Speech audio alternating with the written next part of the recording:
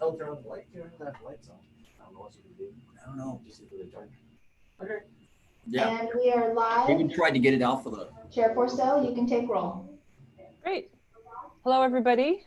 Welcome to the Utilities Advisory Commission September meeting. We're going to start with a roll call of commissioners.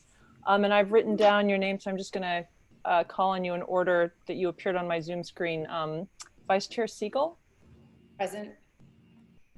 Commissioner Johnston. Present. Commissioner Scharf. Present. Commissioner Jackson. Present. Is Commissioner Smith here today? If he joins later, we'll make sure to note it. And Commissioner Danaher sent us an email that he's not able to make it today. But we do have 5 of us. And Councilmember Cormack? Here. Excellent. All right. So the next item of business is oral communications from the public. And I'm wondering if there are any members of the public that have indicated they wanted to speak.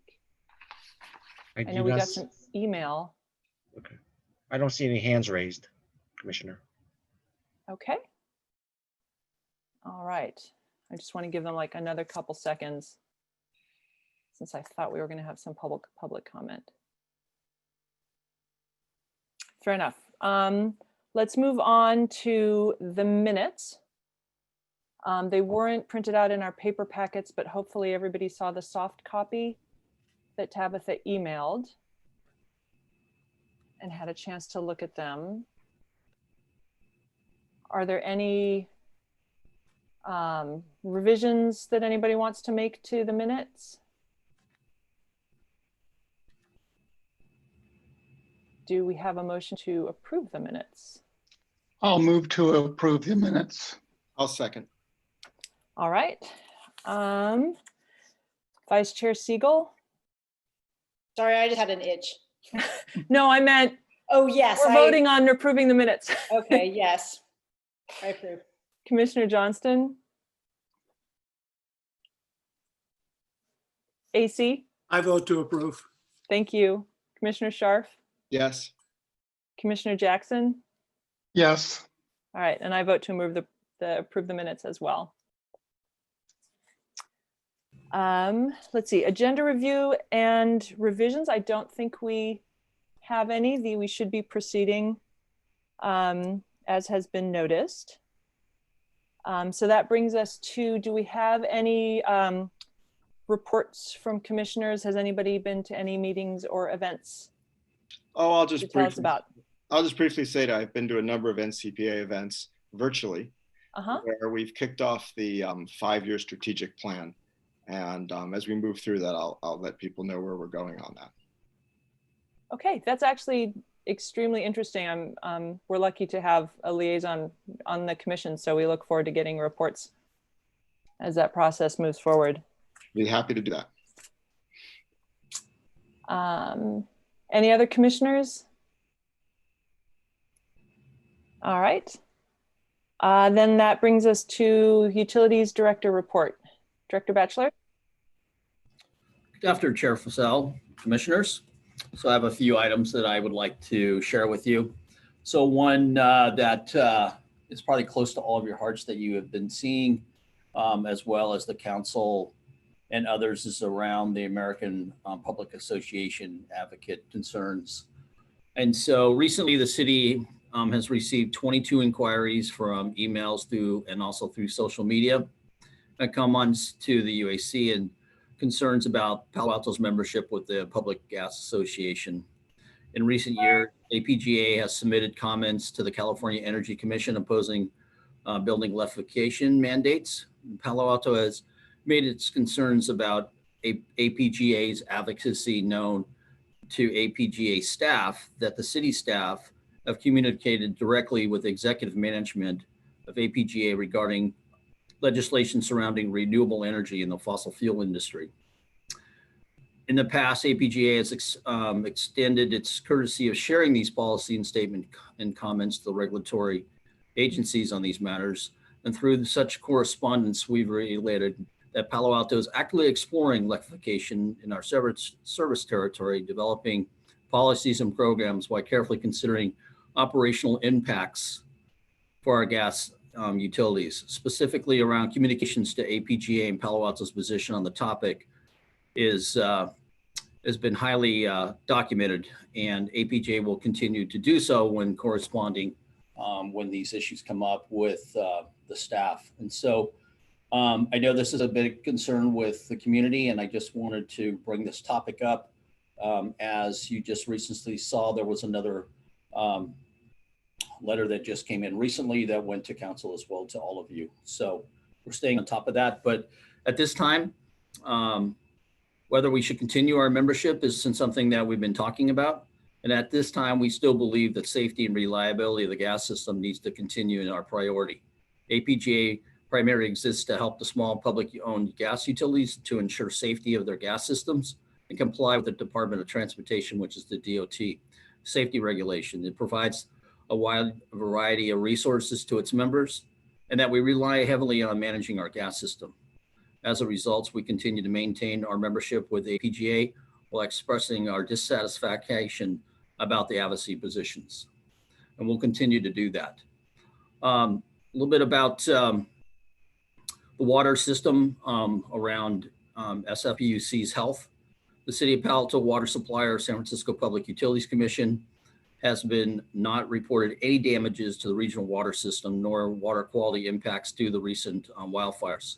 CPAU staff will provide updates on critical information with the agency reports and any new subsequency evaluations and council members, as well as none of the fires have destroyed or gone through their water supplies. And so we continue our testing on a daily basis, as we always do, and we have not found any contaminations in our water because of that. Most recently, though, Councilmember Cormack shared an article with us that included in the recent Bay Area water supply and conservation through BACWA, which is the agency that we belong to, and she's a commissioner of that, reminded us about checking into our codes and practices with respect to backflow preventions. So more recently, there was a white paper that Councilmember Cormack shared with us that in recent fires. Go to the Bluetooth menu on your mobile device and connect to Jabra Speak 510.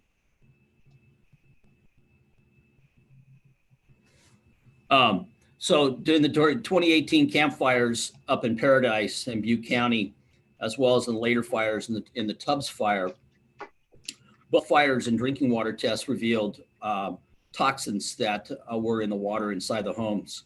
It wasn't safe to use or even to treat. And that was because of the fires were so hot that they actually destroyed fire hydrants, water pumps, water mains, meter boxes, and then there was water leaks because of this. And then with the firefighter crews going ahead and draining most of those lines to fight the fires, contamination set in place. And so with that, one of the things that came out of the white paper was talking about backflows. And so if you have a backflow that is at your home or at your business, water does go into the home. However, with this backflow, it's a one-way valve that will not allow water to come back into the mains and contamination getting back into the homes. So with that, we do have a rule and regulation already in place that's been in 7, 8, 9 years now. It's in our rules and regs under Rule 21, which is water regulations, where we actually have general requirements for backflows. We have about 4,300 backflows in the system itself. They get tested on an annual basis where it's up to the customer to send in the results to the utilities, and we track that. And we have about a 95% accuracy rate of those being certified. And some of those are some of the business that move in, move back out, then we pick them back up. We send them notifications that they need to get these tested.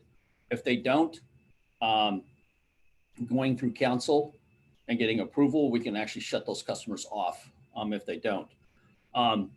Any kind of new homes that are being built usually have fire sprinklers inside their homes. So when there's homes that have fire sprinklers, they have to have a backflow device that is put into the water line. So a main has a service that goes into a meter box, and then it goes through the meter, and then it goes through the preventer, and then on into the home. And so usually those preventers are no more than about 5 feet away from the meter itself. It's not the most particular, I guess it's an eyesight for the homeowner to put in backflow devices because, again, as we know, most of our meters are right on the property line behind the sidewalk, and they need to be within about 5 feet. And those are state rules. And the reason why you wouldn't want a backflow flow preventer, so say closer up to your home. So we'll just say the home is 50 feet away in the front yard up towards the home. Well, a homeowner could put in a new water line and tap it in between that 50 feet, coming straight off the water main.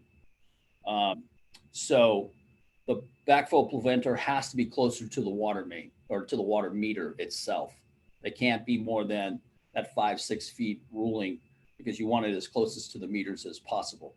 That way there, no one can add a water line that would bypass the preventers that you would have to put onto your homes.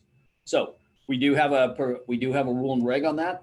And again, like I said, almost all new homes have fire sprinklers in their homes. And then at that point, they have to put a preventer on, and they have to make sure that it's certified on a yearly basis. And we keep track of that.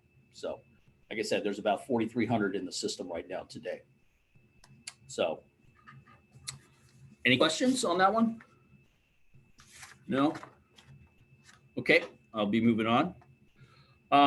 Another thing that's been going on, as everybody's aware of, is rolling power outages. Over this past month, California and the Western United States have experienced record-breaking heat waves. This is called the strain on the electric grid, and the high electric band continues to put pressure on the state's energy infrastructure. The agency that manages the state electric grid is the California Independent System Operator, known as the ISO.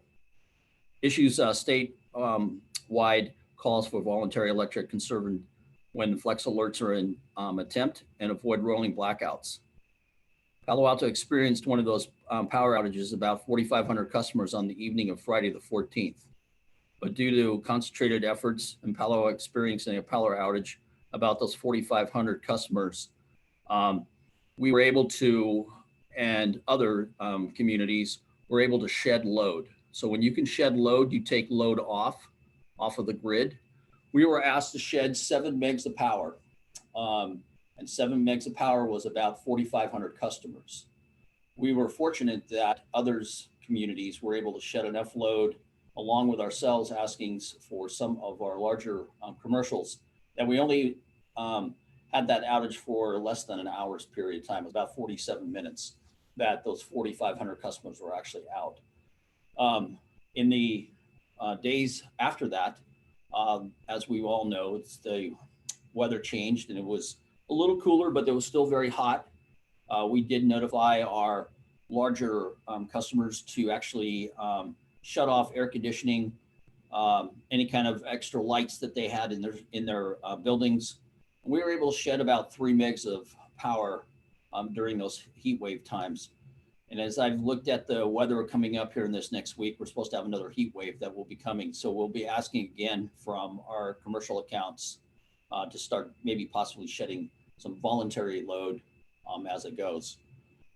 The plan is that what we'll end up doing is if we do have to shed load, we'll go by feeders. We're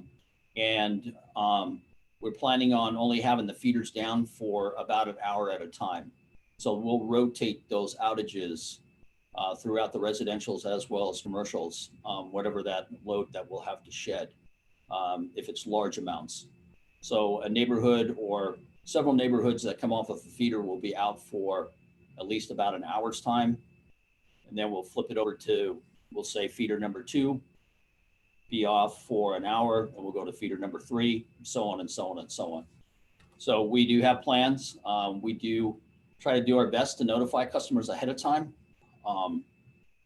But in the case of the Friday night, it's easy if we were asked to shed load like today.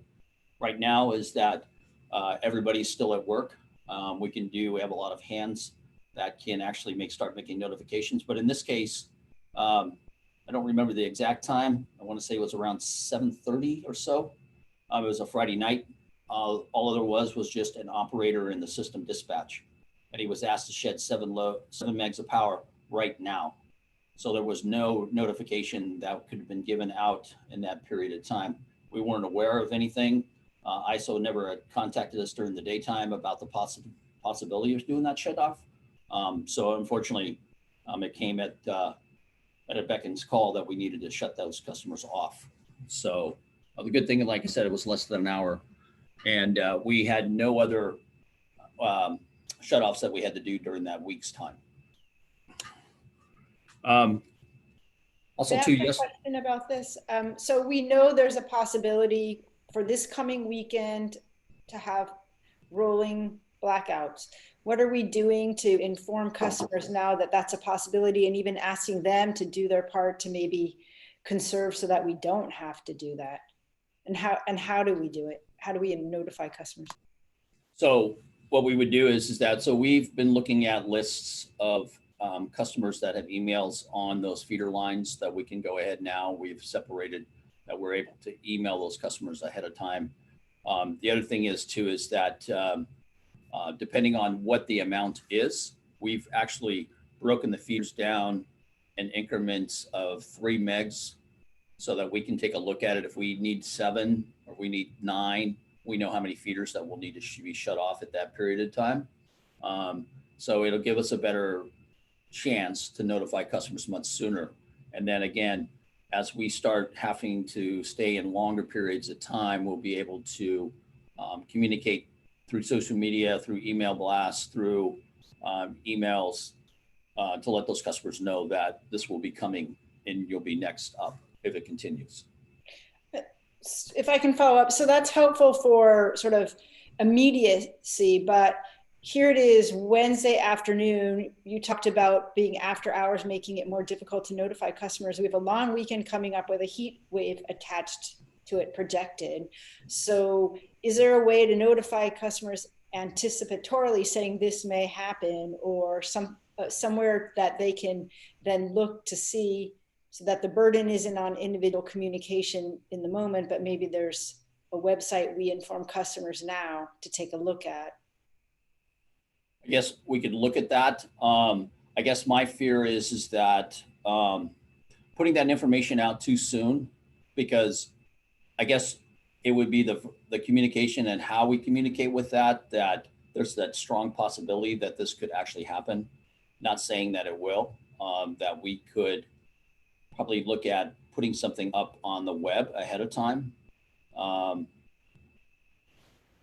then, at that point, at least customers would be somewhat aware. So let us look into that and see what we can do. Because like I said, my fear is that we put that out and it doesn't happen. And I guess that is a good thing, that if it doesn't happen, then at least, customers were aware of it ahead of time. So we have not looked at that yet. So let us do that. Okay. So Dean, I want to follow up as well. Yes. For a second. So I'm trying to think of time of use here. Aren't we more likely to have the rolling blackouts when the sun is not providing solar energy to the grid? Yeah, it's mostly, it's at nighttime. Usually what. So shouldn't we tell people that there's going to be a heat wave? If you're going to run your air conditioning, cool your house down during the day. Before what would we say, 3:30 or something like that? I mean, do your laundry, use all your electricity then, as opposed to using it in the evening. Run your dishwasher, do whatever you need to do before that to try and shed the load a little bit to when the sun's shining and we have lots of solar energy. I mean, shouldn't there be some messaging around that? Yes. Yes, there should be. So Dean, we- if you'd like, I can chime in. Yeah, just real quick. So this is Catherine Elvert. I'm the communications manager for the utilities department. Sorry, I'm adjusting my video camera right now. I just wanted to let you know that we are preparing messaging right now to get the word out to customers in advance that we are anticipating higher temperatures and to do what they can to conserve energy. So tips to stay cool while conserving energy. And we will be preparing messaging that we can send out should the ISO issue a flex alert. At this point, we have not heard that the ISO is anticipating a flex alert or the need to reduce our electric load, but we are prepared with messaging so we can send that out as soon as we do get the word. But you're right, advanced notification and preparation will be ideal. So isn't that the sort of the wrong messaging, though? I mean, shouldn't we be saying, use the energy at noon or at 11, don't use it later. Use all the energy you want at noon. We have more solar on the grid than you can spend. Go use it.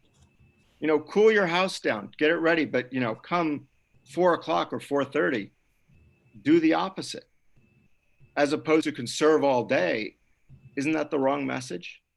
Because if you tell people they can actually cool their house beforehand, they can, you know, do all their laundry, they can, as opposed to, you know, we're going to have these load shedding events if you don't conserve. I mean, I think we need to be a little more granular on this so people know what to do. And, you know, they're more likely to follow it if they know, oh yeah, I need to do my dishwasher now. I need to, you know, cool my house down now. And then I turn the air conditioning off.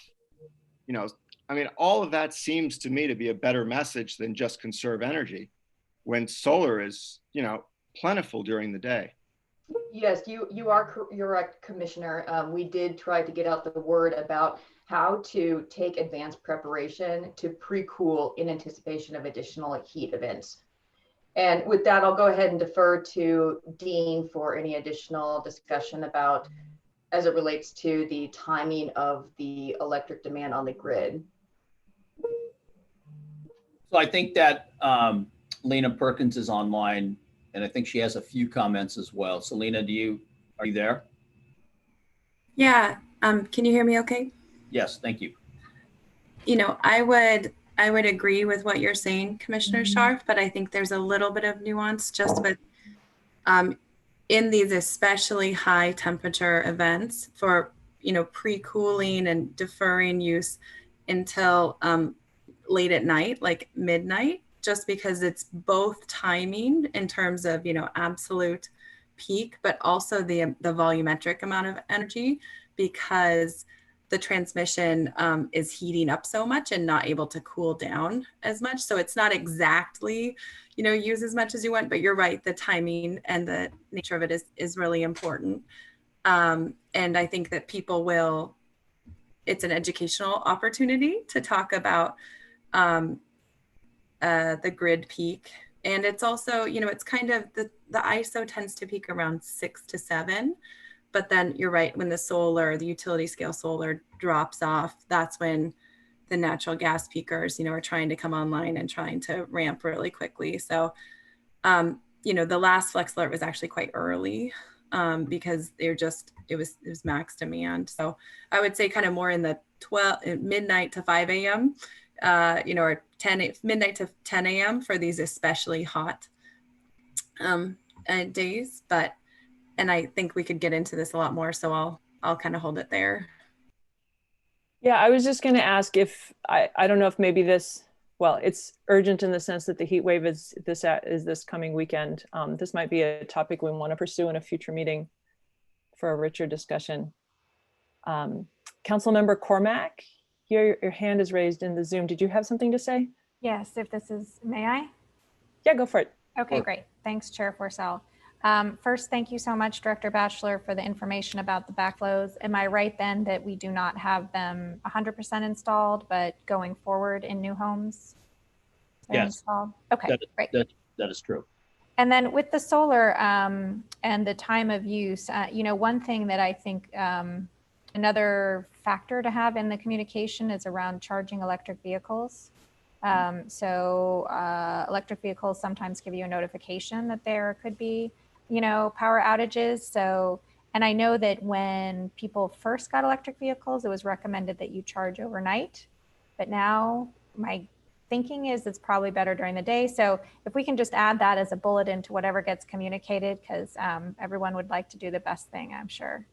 And then just with respect to the rolling blackout, I do have two questions. So one is, who chooses? It sounds like someone was there and they have to pick a place. So they pick the place and the amount. So that's understandable. Someone who's trained to do that. But then would the next outage be elsewhere? Do we track where they've been? Like, just help me understand that in case I get another question from the person who was on a Zoom meeting with me at 7:30 that night and lost power. Yes, so we do keep track. One of the things that we have talked internal from staff was during that Friday night outage that we did not want to look at University area as well as the downtown California area because of the restaurants at that period of time. But there's no guarantees that we'll be able to just bypass, those type of areas. So the feeders are set, and once you start getting into away from the business areas, there's a mixed use. There are some residential, some businesses, so on and so on. And so we would just rotate those. The feeders are numbered, so we'll know exactly which ones we shut off. And then we'll just continue down the path of going through all the feeders and then starting again from feeder number 1. And how many feeders do we have? 36. Okay. That's the kind of information that probably would be reassuring to people, just in the little notification, don't worry, we pay attention. And, if it was you last time, we'll pick somebody else this time, and in some slightly less informal language than I'm sure Ms. Elbert can come up with. Because it is not transparent to people, right? Rolling outages make sense, but people just want to know that it's being done fairly, and clearly it is. Thank you. Director Batchelor, did you have any additional items on your report? I do have a couple other things real quick. Okay. So I just wanted to give a quick update about workforce. I'm pleased to report that we have no COVID cases within the utilities. The few that we had this last month have been fine. They've been retested. They came back negative. So everybody's back to work at this period of time. We continue to check on a daily basis. We still go through all our checks and balances as employees are at home, as well as the folks that are actually coming into work every day. So I just wanted to give that quick update. The other thing is that I wanted to talk just a minute about the fiber update. So during our August 5th, the UAC discussed the importance of the broadband services and the FTP, given the shift to teleworking and remote learning due to the pandemic. And the UAC asked its staff in Magellan to determine if it was feasible to effectively accelerate some of the FPT analysis and tasks number 3 and shorten that duration of the fiber network expansion plans. And so as they provided that information to all of you, we went back, had several meetings with Magellan. We were able to move items off of number 3 and move them into the plan number 1 and plan number 2. And we are planning to go to council on October the 5th with an amendment to the contract and an amendment to the buckets or plans that we had put out before. And so hopefully council will approve that and they'll look at those phases and hopefully they will agree with us that it makes sense to move this up in the timelines, and we can shorten the phases then at that period of time.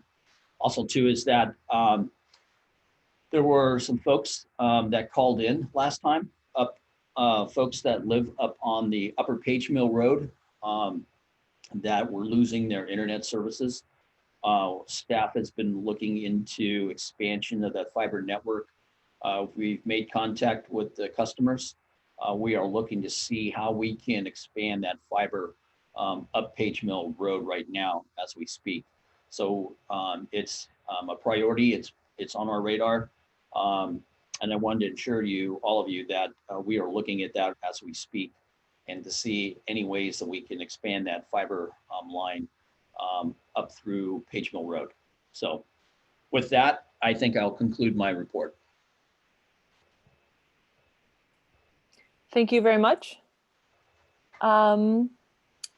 Let's see. Oh, I do want to acknowledge that Commissioner Lauren Smith joined us at 4:07-ish.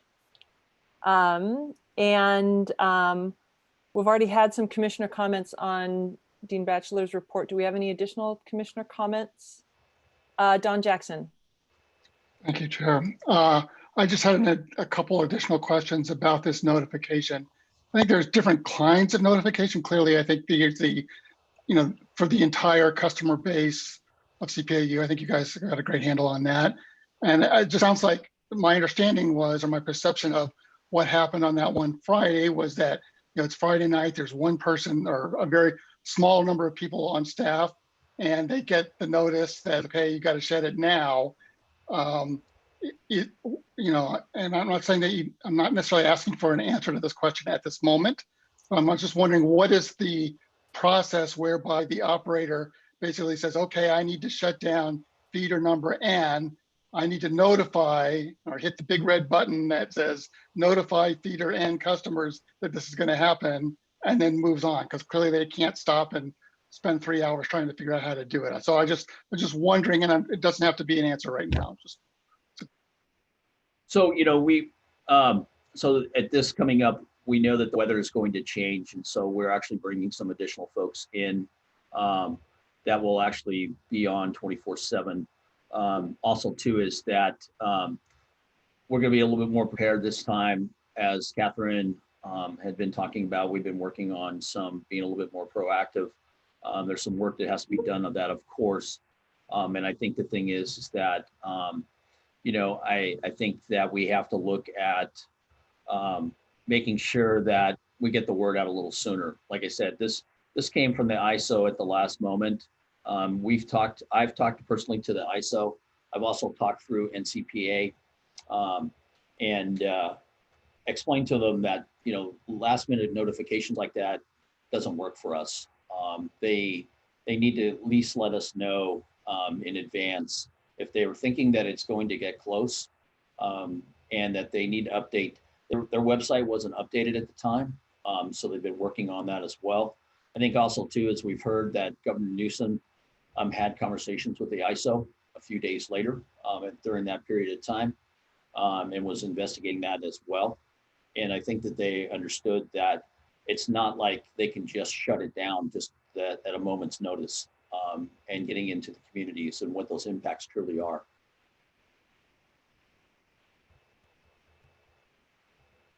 Hopefully that answers your question somewhat. Yes, thank you. I guess I have a nagging question, which is, at the end of the day, if an operator needs to notify the customers of feeder N that something about their power, is there or could there be tools or mechanisms that could be initiated as needed? Also, just parenthetically, I'll just say that as a result of that entire experience, I learned a lot more about CA ISO, their web application, and the notifications you can elect to receive as a consumer. And so I found that very interesting over that weekend and did some of my own personal load shedding on Sunday afternoon and beyond that as a result of those notifications.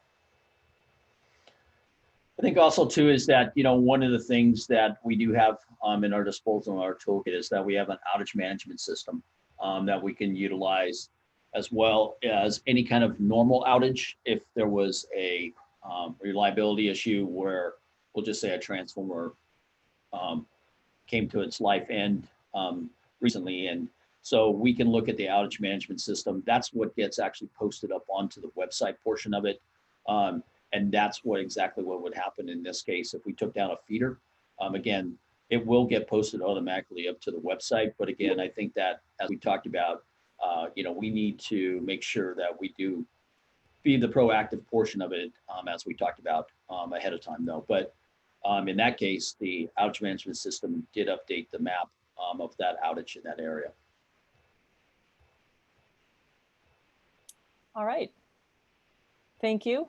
I will second the recommendation for the KAISO app, available on iPhones and Android devices. It's very useful, and you can get notifications of grid events, which for this crowd is probably of interest. I don't think we have any unfinished business from last time, so we can move straight to our new business. And the first item is a discussion and presentation of the Brown Act. And before we turn it over to the staff presentation, I just wanted to see if there were any members of the public. If you're on a phone, please press *9 to raise your hand. Or if you're on the Zoom, do we have any members of the public? I do not see it. I do not see any at this time now. All right, thank you. Okay, I'll turn it over to. So if I can introduce the first item. So one of the topics that we have been talking a little bit about is that just a short presentation, kind of a refresher just around the Brown Act. So Eileen Belair is with us from the city's attorneys. That's going to do a presentation and open it up for questions for the commission. So Eileen. Yeah, good afternoon, Chair and Commissioners. I'm Eileen Belair from the City Attorney's Office, and I do have a short presentation, so I'm going to share my screen now.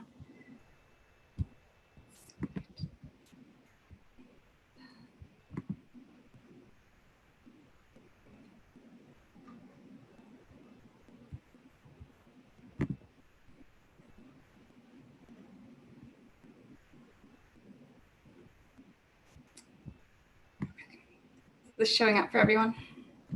Not yet. There you go. All good? Okay. So this is an overview of the Brown Act. I'm sure it's familiar to many of you. You deal with it every time you have these meetings. I'm going to provide an overview of a couple of the rules that changed in 2020 just to deal with the pandemic. Again, they should be familiar because we're doing it right now. It's teleconference rules. And then go over some of the details about commissioner communications and how to avoid serial meetings, which happens more easily than you might think. So this is what we'll be going over today, sort of why the Brown Act, what are the really basic elements in terms of meetings, agendas, public comment. And then I've highlighted in red those two areas that I'll spend a little more time on. But if you have questions at any point, I'll try to pause for a minute before moving on to the next slide. So feel free to ask a question along the way. This is intended as an overview and an update. It's definitely not exhaustive of every Brown Act situation that might come up. So if you have a specific individual question, you're always free to call our office with that. If you have general hypotheticals that we can address here, I'm happy to take a stab at that. And then the key takeaway, we're going to spend most of the time on communications and how to avoid serial meetings. Here we go. The purpose of the Brown Act. Straight from the government code, the legislature finds and declares that public commissions, boards, and councils, and other public agencies in the state exist to aid in the conduct of the people's business. It is the intent of the law that their actions be taken openly and their deliberations be conducted openly. So from this, we pull sort of these two key values. And one is participatory democracy, where you connect the community members and their government through this public attendance and participation process. And this is where we come up with the rules that govern agendas and noticing. And then the flip side of that is making sure that all deliberations occur at that public meeting. They're not occurring behind closed doors. So this is where we get the communication rules for commissioners. The Brown Act applies to a legislative body, which is most local government bodies, whether they're elected or appointed, that engage in any kind of decision-making, including advisory capacity boards. So I've highlighted in pink sort of what applies to the UAC, but you can see for the city, the governing body of the whole agency, that's the council, any standing committee, which has fixed subject matter jurisdiction or a fixed meeting schedule, such as a finance committee, appointed bodies. These are things like the UAC, the PTC. And the Brown Act applies to members who have been elected or appointed to a Brown Act body even before they're seated. So as soon as you are appointed to that commission, even if your term doesn't start for 2 months, you still have to follow these Brown Act rules. The Brown Act does not apply to meetings between individual commissioners and members of the public. That's encouraged. So if members of the public have questions and they approach a commissioner, these are definitely allowed under the Brown Act. Also with staff, individual communications from commissioners with staff members, either about things you want to see come before your board, questions you may have that you want to see addressed at the public meeting. All of those communications on a one-on-one level are encouraged. Ad hoc committees may not be subject to the Brown Act. So that's a determination whether it's ad hoc or standing, because standing committees do have to follow Brown Act rules. But ad hoc committees are when you intend it to be temporary and short term. There's no continuing jurisdiction. Your membership is going to be only UAC commissioners and less than a quorum. Okay, so what is a meeting under the Brown Act? This is any congregation of a majority of the members to hear, discuss, deliberate, or take action on any matter within their subject matter jurisdiction. So typically these are your in-person meetings that are regularly scheduled. It can also be considered a meeting if a majority of commissioners use direct communication or intermediaries to discuss or deliberate on items that are within your subject matter jurisdiction. And this is what the Brown Act calls a serial meeting. And I have some slides providing examples following, but here again is meetings don't include individual contacts with staff or community members. If you're attending a different conference or community meeting, or say a UAC member wanted to attend the city council meeting, those would not be subject to the Brown Act because the intent is you're not discussing or deliberating about UAC matters when you attend those. And same with social and ceremonial events. So the parts of a public meeting, they're governed by the agenda. This is the organization and structure, and it has to be published at least 72 hours in advance. The purpose there is to make sure members of the public who want to participate have all the information they need to know what subjects will be discussed and whether they want to weigh in with a comment. I'm sure you're familiar, but your UAC agendas typically include reports, general public comment, and discussion of new business, potentially including actions on motions. So I've included the Brown Act definition of action here. It's any collective decision made by a majority of the members upon a motion, proposal, resolution, or ordinance. And then just a few notes that something, even if it's on an agenda, can always be continued to the future. Even after you discuss it, you can defer your action to the future. If something is not on the agenda, there are limited steps you can take at a public meeting. So I've listed them here. It's okay to respond briefly to statements or questions from the public. It's okay to request clarification from staff. And it's okay to direct staff to place something on a future agenda. But all of these should be brief. The goal is to avoid an extended discussion or substantive discussion of a topic that wasn't published for the public. Okay, these are the regular meeting requirements under the government code. The slide that follows is the meeting requirements under the executive order that governs COVID, which allows for this teleconference. So I have them back to back so you can get that contrast. Typically, the regular meeting time and place has to be in Palo Alto. It has to be at a physical location. It has to have the agenda posted at that location. All the materials have to be available, hard copy at that location. It has to be ADA accessible. That's a big deal. Teleconference can be okay, but each teleconference site is treated as that public meeting site. So it needs to be ADA accessible. It needs to have the agenda posted. Again, if items are not on the agenda, those are not up for discussion. They can only be addressed at future meetings or questioned, like question and answers are allowed. Here are the meeting requirements under Executive Order N2920. And this is the governor's order that suspended certain aspects of the Brown Act for COVID because it is not possible under public health reasons to get everyone in a physical location. It allows for all electronic meetings. It doesn't require the physical notice at each location. It's okay to teleconference from spots outside of the city of Palo Alto.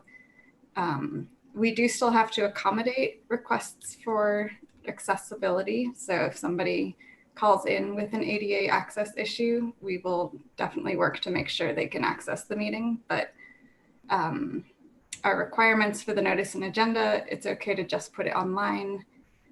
We have to advertise if we're going to change the process of how someone would participate. So page 2 of today's agenda includes the public comment instructions. If we were to suddenly change formats to a different web provider, we would have to make sure that we've advertised to the public that we've changed those notice and comment procedures. And the general principles in the executive order are to use the discretion and make reasonable possible to public meeting laws and maximize the transparency and provide the public access to their meetings. Okay, so now I'm going to get into serial meetings, and this is meetings that may happen between a majority of members that were not regular noticed with a full agenda for the public to be aware of. So again, there are those 3 requirements. It has to be a subject matter within the body's jurisdiction, discussion and deliberation, and then a majority of the UAC members are involved. So this just shows one example. Say someone wanted to write an email about electric utility wildfire response plans, and one commissioner sends that email to one other commissioner, but then that gets forwarded to a 3rd commissioner and then a 4th commissioner. Suddenly you've had a serial meeting and the person who wrote the original email may not even know. Alternatively, there's this hub and spoke, which can happen where one commissioner separately emails the same email about wildfire response plans to 3 colleagues on the UAC, and that becomes potentially a deliberation or discussion that's happening outside of the public's view. So that would be a prohibited meeting. And some examples to watch for: forwarding or responding to emails. If you're pooling emails from a majority, that's sort of this hub and spoke. You have individual conversations, but it becomes with the majority of the members. Potentially conversations that happen on social media. And then if someone is acting as an intermediary, it can still be an issue. Most likely that would be if a UAC member were to ask someone from staff what a different UAC member thought about a topic. It's fine to request that staff put a topic on the agenda, but staff shouldn't be communicating the viewpoints of different UAC members to the other members. That should happen in public. So here is a hypothetical example involving social media. You have the UAC, which consists of 7 members, and one commissioner has a public Facebook profile, and she posts about both her personal life and life on the UAC. And 3 other commissioners are her friends, and all 4 frequently comment on each other's posts, including those related to the UAC. Is this a violation of the Brown Act? So again, it's case by case, depending on the post and how many people interact, whether the post is, if it's related to the Brown Act, related to the UAC's business, and a majority of those members, all 4 of them, are engaging in a discussion or a conversation or indicating their approval using the like button, then yes, it would violate the Brown Act. Yeah, if they don't comment on the issue, but they only like it, it still probably is a good indication that that's approval of whatever the post was about. So we would still call that engaging in a discussion.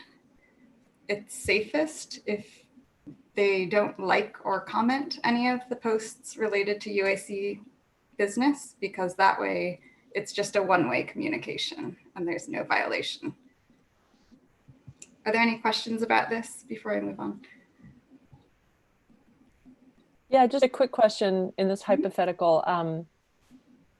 How do you define UAC business? Is it sort of anything having to do with energy and water and communications, or is it more specifically Palo Alto's utility? Yeah, I would go back to the UAC's formation statement in the boards and commissions chapter of the municipal code. I'm pulling that up just to see if it's an easy answer for you.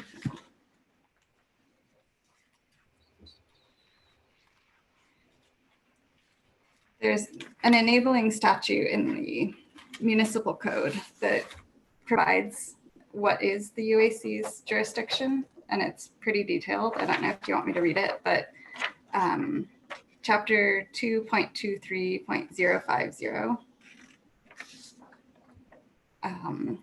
advise the city council on present and prospective long-range planning and policy and major program and project matters related to the electric utility, gas utility, water utility, wastewater collection utility, fiber optics utility, and recycled water matters, excluding daily operations.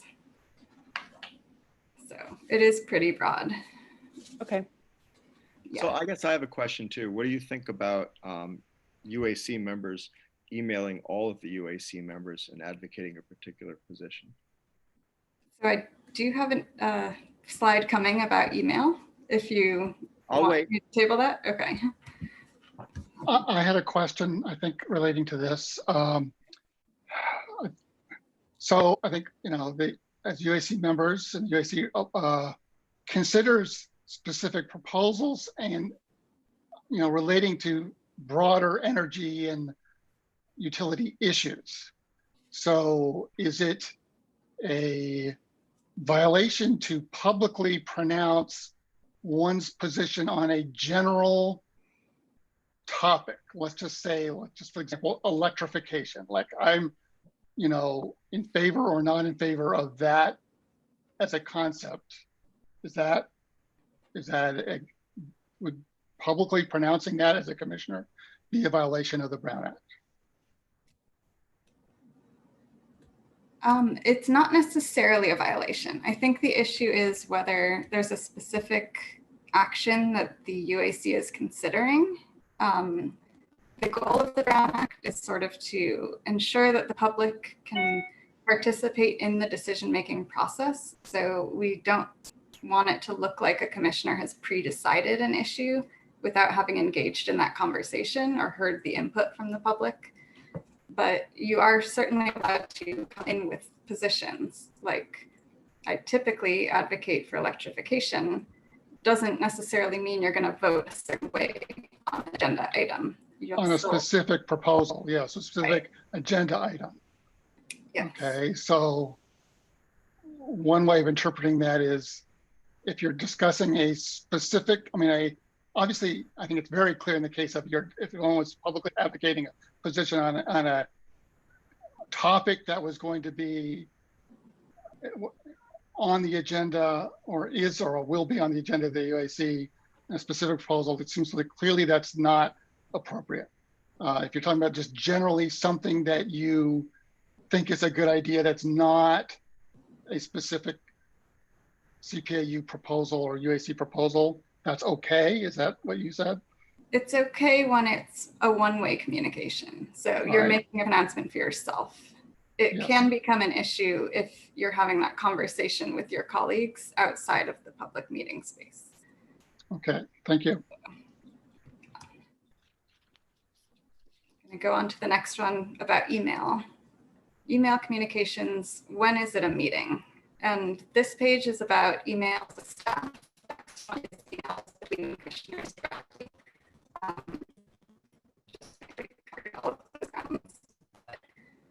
Here are some hypothetical questions. Can a commissioner copy the entire UAC on communications to staff about items on the agenda? And as I mentioned before, the Brown Act encourages and allows individual communications from commissioners to staff. Typically, communications with staff should not be the entire UAC list. So it just raises the risk that you are having a deliberation or discussion of a matter outside of that public forum.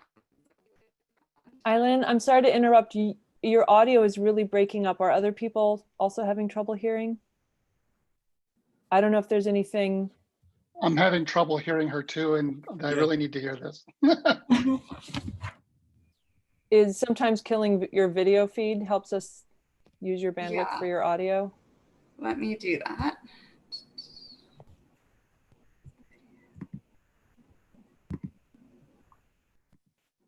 Okay. Yeah, let me know if that's an issue. So far, so good.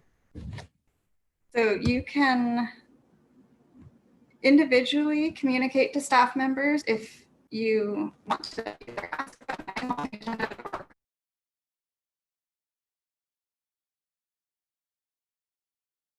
the issue is if you're copying the entire UAC.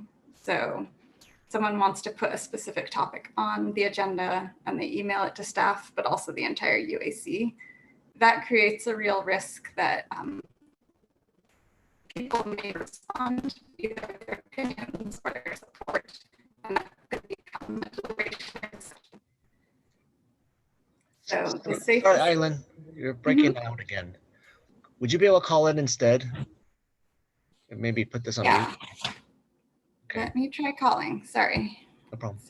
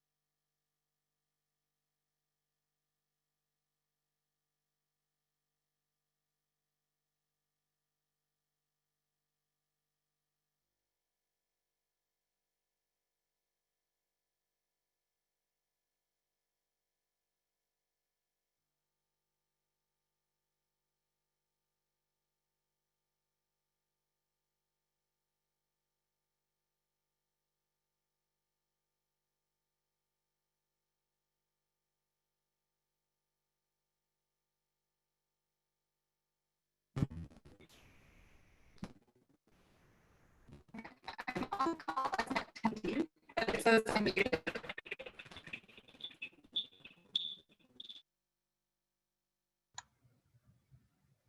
Eileen, okay.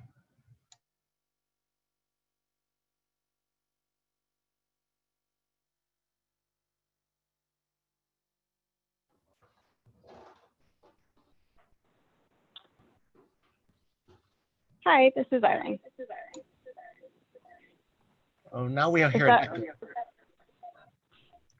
It's clear, it's echoey, but it's more intelligible. You might have to mute your computer. My echo's pretty bad. Should I go back to the computer version, or is this better? Is your computer outputting sound that your phone is picking up?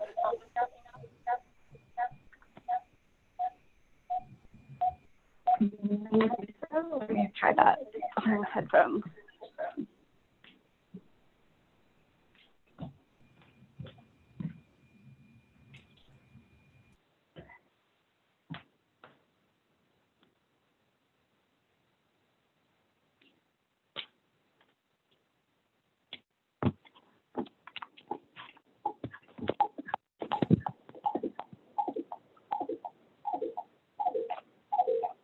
Is this working better? Why don't we give it a few minutes? Okay, I'm gonna hang up on the phone because it's making so many echoes.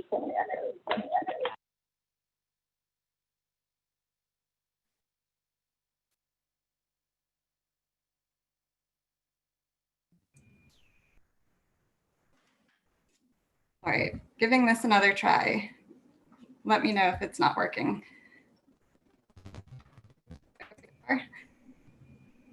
It's good right now. It's good. Okay. Cool. Sorry for that. So yeah, we were at, can you email the entire UAC? The answer is ideally you're only sending email as an individual to a member of the staff, not copying the entire UAC. Next part says, does it matter if the email addresses a technical question instead of sharing an opinion about the topic? Definitely sharing opinions is more what the project is looking to avoid, because opinions should be discussed and deliberated at a public meeting where members of the public can participate. Technical questions that a UAC member has are likely also relevant to how the public understands the issue. I can't hear a word you're saying.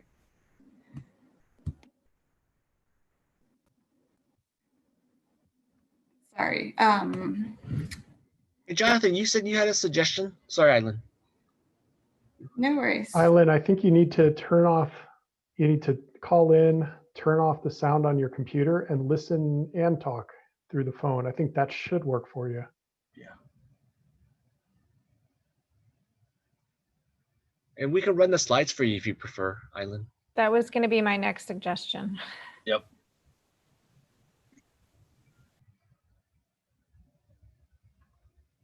I wonder if the chair might like to just take a 5-minute break, just as, and let the staff sort this out. Great idea. I was going to say, why don't we give it one more round of tech troubleshooting, but actually maybe we can let Eileen and some staff people work on that, and instead of waiting until after the second item for a break, we will do that now. So it's 5:04. Maybe we all come back at 5:15 and then be prepared to either listen to this item, and if we can't get it straightened out, we might just have to defer it until our next meeting. But let's give Eileen one more chance to try to sort it out and come back at 5:15.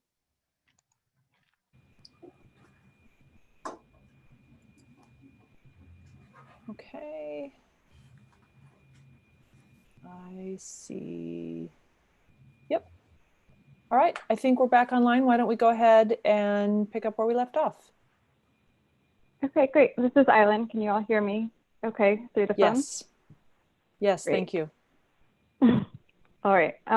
Sorry again for the sound issues, but we're almost done. This should go pretty quickly. So I think we were on part B, technical versus opinions. The Brown Act definitely prohibits sharing opinions with other members outside of the public meeting forum. Technical questions, we would encourage those to go to staff so that staff can then compile them and present them all in public. because often the public may have the same questions.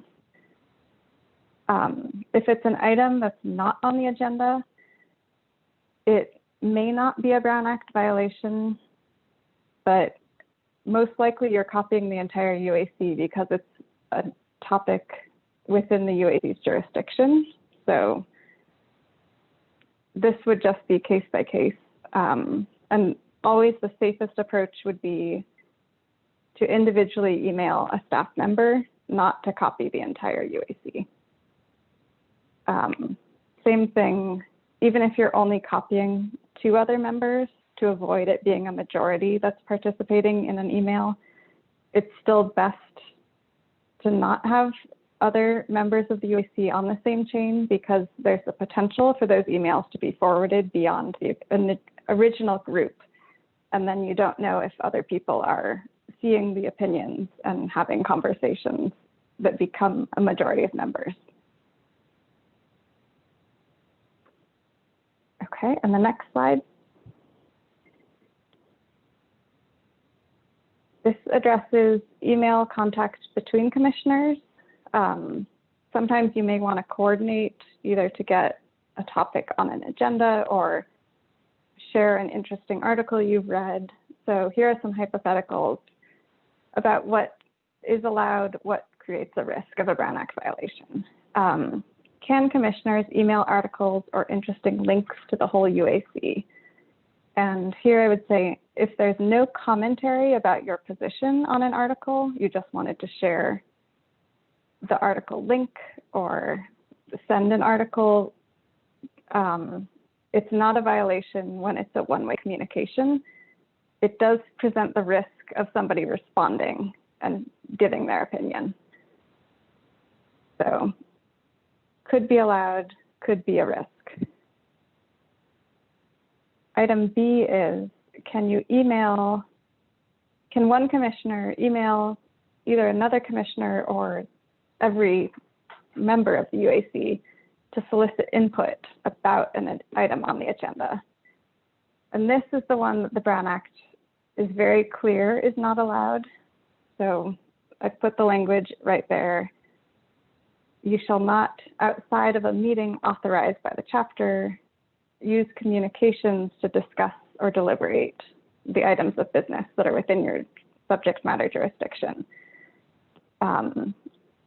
Once you are getting input or opinions or comments from the other UAC members, that crosses that line and becomes a Brown Act violation.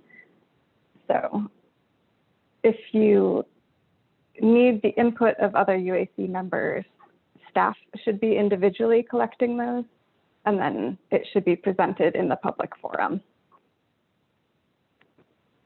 And then part C, can a commissioner email the UAC to solicit input from other commissioners about procedural items? For instance, meeting times. Here again, if it's a one-way communication and it's less than a majority, there's probably no violation, but because there's always a risk, we recommend that staff would handle this type of communication. So the best approach would be a commissioner who has the question would ask staff to pose that question to all the other commissioners, and then staff would compile that procedural step and take the next steps. Any questions about these slides? Yes. Commissioner Jackson? All right. This page, item A. So as you, in your hypotheticals, if one of the other UAC members who received this interesting link or article then replies with an opinion, that is, wouldn't it be that commissioner who has potentially crossed the line and not the original sender? Yes. So okay. The reply all with an opinion is, I mean, to a majority. That's where you're having deliberations outside that's of where public the problem meeting occurs. Yes, understood. Thank you. Yeah. I have a question. So So both this slide and the slide before have, a lot about email and, the whole UAC. So there is a email alias, UAC at City of Palo Alto, whatever. And is it not the case that members of the public, when they wish to be informed, are essentially added or receive communications to that email alias? I'm not actually familiar with the logistics of that email. I think maybe the UAC liaison, staff secretary would know more about that. Dean, do you or Tabitha have any comments there? So this is Tabitha. The UAC has its own email. So any citizen who wishes to communicate with the UAC as a whole, this email also goes to myself, the director, and Catherine Elbert. They have the right to email. At one shot, it goes to everybody. In general, we take that email, it goes into the public letters to the UAC and is posted online with the UAC packet. Normally, those emails are not responded to by the UAC members as part of, they don't respond to all. In the event that they are responded to, it's usually by a staff member. So on the City of Palo Alto website, on the website pages for the UAC, there is a way for a citizen, a member of the public, to add his or her email address to be notified of things that the UAC is distributing. I assume that meeting notices, UAC agenda items are sent to that email address. Am I correct about that? This is Tabitha again. What I believe that particular notification is, it's something we have called Gov Delivery. So whenever the packet goes out to the UAC members, it also goes out to that email. So once a month, they get notified of all of the communication that is going forward to the UAC. But it is not, to my knowledge, to get access to that specific UAC at cityofpaloalto.org. Okay, I would say that that was not clear to me. And I would say that, speaking only for myself, I was under the impression that emails sent to the UAC alias were part of the public record and shared with the public.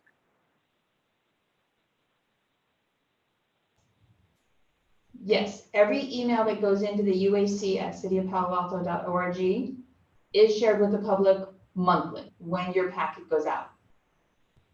Okay. All right. So it seems to me that communications to that alias are not behind closed doors, so to speak, from a Brown Act intent perspective. Is that correct? Right. So it sounds like Tabitha's saying those become the public comment record that's attached hard copy to each agenda. So they are in front of the public. The issue potentially is whether the public knows in advance that that was something that was going to be discussed in that forum. So when there's an agenda, someone can see the agenda and know if they come to this meeting, we'll have a discussion about a certain topic. But they don't necessarily know that in this email forum, a member of the public was going to raise that topic until they see it on the agenda. So that's why the point is to get the UAC members themselves to withhold their comments to the public meeting so that those discussions and deliberations happen in public and not over email. Does that make sense? Yes, so this is Tabitha once again, just to clarify on that particular comment. There was, for example, a situation where a letter had gone out to the public. The public received the letter because it had nothing to do with the UAC in general. It had to do with the city of Palo Alto. However, the people who closely watched the UAC itself began to email the UAC at cityofpaloalto.org email address. Therefore, the commissioners were notified of the public's concerns. Staff had responded to each one of those citizens, not the UAC. So I'm not sure if that clarifies, but that's how the communication usually starts to work. Once the packet is released, then public communicates a little bit more to the UAC with their comments and questions about items that are on the packet. But the UAC email is not specific to the UAC packet. Yeah, and if you have specific questions or want to go into more detail, you can always feel free to call our office. City Attorney's Office is happy to take your questions offline as well. So. Well, I'm not getting the clarification I need, therefore I will take that advice and I will follow up separately, not to take any more people's time here. Great, so Dave, next slide. This is just a brief overview of the enforcement mechanisms that are out there and why we care about avoiding violations. Members of the public can demand a cure or a correction. So usually if there has been a violation, there's an easy way to fix it. We can re-notice an item, we can bring it back at a future meeting.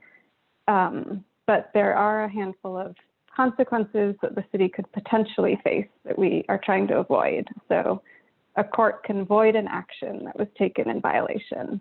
It can potentially enjoin future violations. So if you have a practice of something that the court finds would violate the Brown Act, they can prevent you from engaging in that practice. A successful Brown Act case means the city may have to pay attorney's fees to the person who brought it. And then there is also this potential for criminal prosecution if there was deliberate conduct intended to deprive the public of information and an action that was taken. And that means anyone who was taking that action at the meeting potentially could be found guilty of a misdemeanor. So pretty high threshold. It doesn't come up often, but just so that you know that's out there, this is why we have these occasional refreshers. To keep everyone informed and aware of the Brown Act restrictions. Next slide. And these are just the references that went into this. So the Brown Act itself is found in the government code. It's currently modified by these two executive orders that cover COVID. The first one has the bulk of what changed. The second one just allows a certain type of emergency presentation that I don't think would come up at the UAC, but put it up there if anyone's curious. The local meeting procedures would be found in the Utilities Advisory Commission bylaws and then the Municipal Code, Chapter 2.23. And then here's just commission staff person can always assist with procedural issues. Council liaison can assist with anything related to the council, and city attorney's office, we can answer any specific questions you have about either procedures or compliance with the Brown Act. And that is the end of the presentation. Again, questions, it sounds like we're running behind, so I'm happy to take those offline.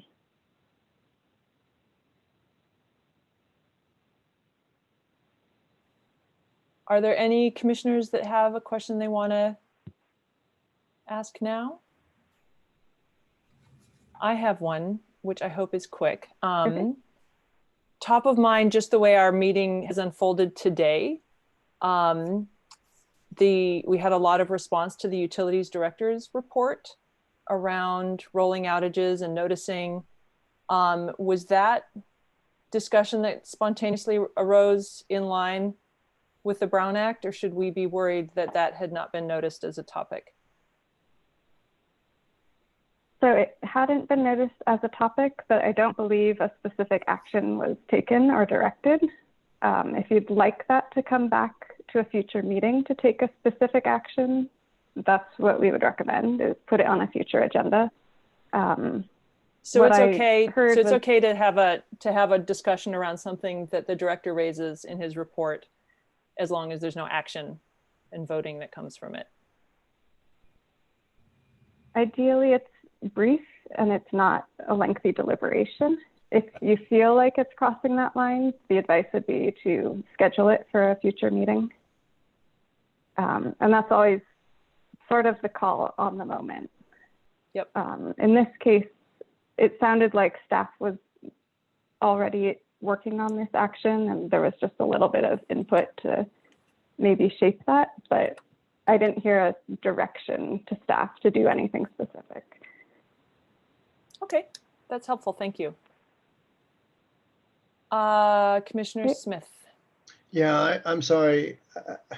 Perhaps I just need more training on this, but last meeting we asked, and this was brought up during the director's meeting, we asked the director to take a look at some of the prioritization on a city council awarded contract to Magellan.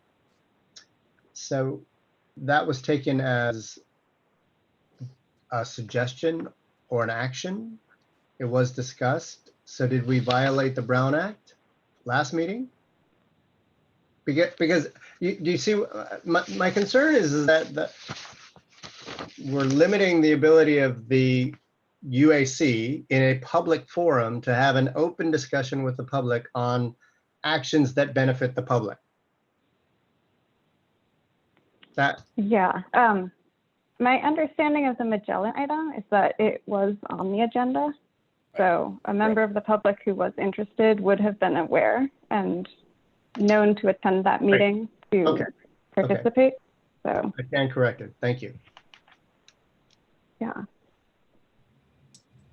Okay, I'm not seeing any other hands raised. So why don't we go ahead and move on to item number 2, discussion and update on the program for emerging technologies. And I do want to first allow the public, if there are any members of the public who want to speak. And if you're on a phone, remember to press *9 to raise your hand.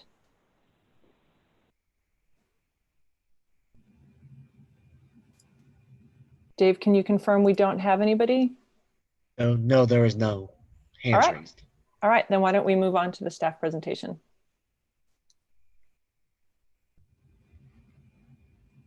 Jonathan, do you want to introduce? Or do you want me? I'm sorry. I'm sorry. Good evening, Commissioners. Assistant Director of Utilities Resource Management, Jonathan Abendschein. I would like to introduce Nim Perkins, Senior Resource Planner, who manages our program for emerging technologies, for an update tonight.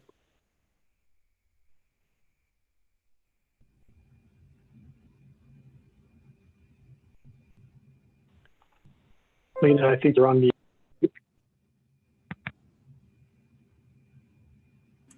Can you hear me now? Yes. Okay. All right. Well, I had a backup just in case. So I don't have a presentation tonight. You have the report in front of you. I'm here to answer any questions.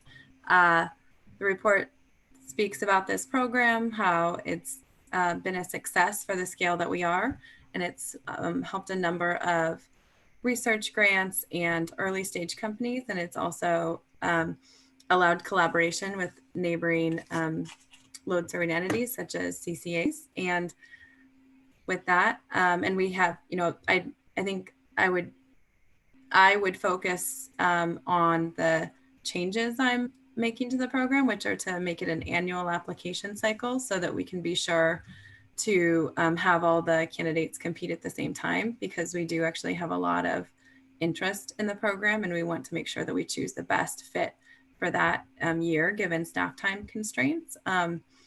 But any other questions, I'm happy to leave it at that. And I'll just add that this, we're not requesting any specific actions from the Commission tonight. This report is essentially informational and open for questions and answers in response to previous commissioner requests for an update on the program for emerging technologies. So sorry, could you not hear me at all? No, we could hear you. Oh, okay, great. Yeah, no, it's all good. I was going to say, I appreciate No, we can hear you. I was just adding one. I was just going to say, given how that we're running fairly late, I appreciate the brevity of your opening remarks. And so then I turn it to commissioners. Are there any questions or comments? Commissioner Jackson, and then Commissioner Johnston. So it looks like a fantastic program. Very interesting. I can fully appreciate why you're changing the applications to once a year. I can understand why that's important. You know, if I was an applicant, it might slow down. If I miss the deadline, I got to wait, you know, up to 11 months. Too bad for me. So, but I can also appreciate that there's a staff investment in time at the very least in all this, and it's good to make that trade-off. So it's just one of those things. There's no right answer there. I understand why you're doing it. And the other thing I would just wanted to say is that you highlighted a current academic collaboration to evaluate the impact of the switch to all-electric residences and implications for the distribution systems, transmission systems, electricity generation, and carbon emissions from electricity in California. That sounds like a super great project. I look forward to reading more about that when it is available. End of my comments. Commissioner Johnston? You're still muted. I mean, this is a program that obviously has some great potential for us because it's focused on ways that technology can help the utilities. I was a little bit concerned about just looking at the table 2 and the numbers of applications that have been received in various years, and it just appears that the numbers are declining. And I'm wondering if we know why. So I guess I'll stop with that at this point. Yeah, so we have not been actively soliciting for this program or even referring to it as much in the last couple of years due to other priorities and staff time constraints. But we do have a good network of folks that, now that we've kind of stabilized in terms of our staff time constraints and clarified, what types of projects that we'll be able to engage in more effectively. I think that we're looking to promote it broadly when we do that annual call. And we have I'll just leave it at that. There are a number of people, another number of companies that swarm staff, at any event, at any opportunity. And so, it's just a matter of making sure that we have all of our other priorities covered, with staff constraints. So I understand about limited resources, and that's, something that there's only a limited amount we can do. But obviously, if this is a program that it is helpful, is valuable, I would hope that we would find ways to advertise it, promote it as widely as possible to get as many different applications consistent with the staff resources. Yeah, and that's actually the main impetus for combining it into a single application, because just interviewing and doing due diligence on these companies on a rolling basis is a lot of staff time, because there's so many near misses out there, and there's so many really good projects and companies that just aren't the right fit or aren't the right time. And so that's what we kind of wanted to enshrine this annual application before pushing it out through Powerhouse, through our networks with EPRI, through our Stanford networks, and with the other CCAs you know, I sat on the panel with SVCE for their finalist evaluation panel, and a number of the finalists reached out to us as well. And so it's just, we need to have a fair and transparent mechanism before opening the floodgates, because there's a lot of pent up demand for essentially lighthouse customers. Utilities are such a unique entities to work with. Okay, thank you. That's helpful. And you know, those comments, I mean, I do support what you're doing, the changes you're making to the program, and I hope that'll enable us to get the applications up. Commissioner Scharf, and then Vice Chair Siegel. Yeah, thanks. I actually wanted to push back a little bit on what you said, Commissioner Johnston. I mean, I remember the original discussion about this in 2012. And yes, there were a number of council members that talked about that, you know, we're going to be the test bed for innovation in the Silicon Valley for utilities, which, you know, at the time I thought was a bit of hyperbole a little bit. This is a good program, but I don't think it needs to be prioritized and have a lot of staff's time spent on it. It's really, I think staff does a good job summarizing it. It's a good program because it lets staff knows what's going on in the market and what the emerging technologies are. And I think it's fulfilling its goal. I think we should keep it, but I don't think it's something we should add a lot of resources to. I mean, we've had it since 2012. I think it's running fine. I think that it's not something that we should really prioritize and push staff to spend more resources on. I think we should pretty much leave it up to staff and let them do what they think's right, given their limited resources. And I'll just add one note to that, in that, you know, the other shift is to essentially focus the annual application cycle into priority areas. So we get more of the projects that we're already looking to do that we've already prioritized to some extent, you know, while leaving it open for blue sky ideas. So I hear you on that, Commissioner Scharf, and I appreciate your support of staff. Vice Chair Siegel, I think I saw your hand raised earlier. Yeah, thanks. I guess I have a question sort of on the other end of it, which what caught my eye was that there is potentially additional funding from electric public benefits funds and other sources. And, you know, it may be a chicken and egg problem where it takes time and effort to pursue those. And then when you have them, maybe you can get the resources to consider more applicants or look at more projects. But if you could just talk on that for a minute, and whether the constraints on the front end are just making that unavailable from a practical perspective. You know, I think our approach right now for the next 6 to 12 months will be to solicit applications that are more in line with our interests and what we can do with minimal staff time, because so many of the applications are for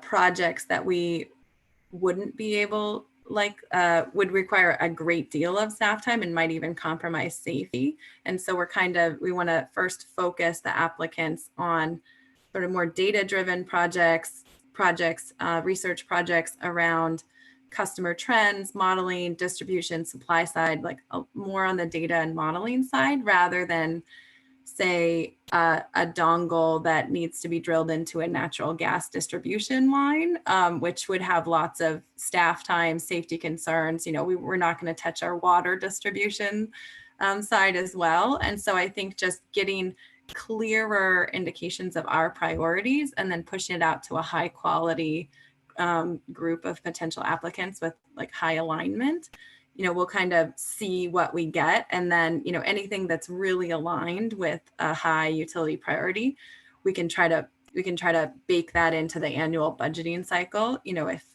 it's high value.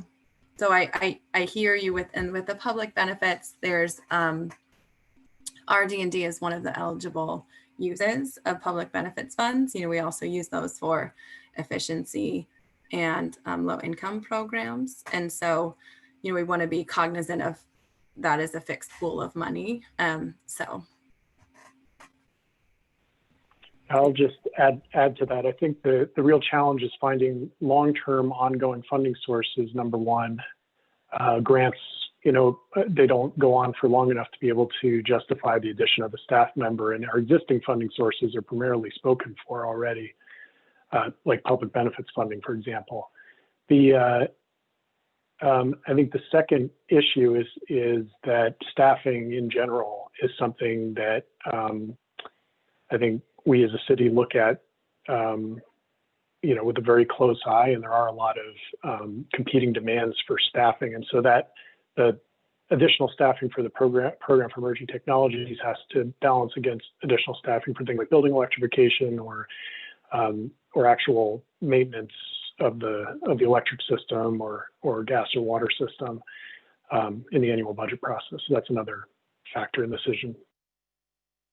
Great. I think that annual switch makes sense. Thanks.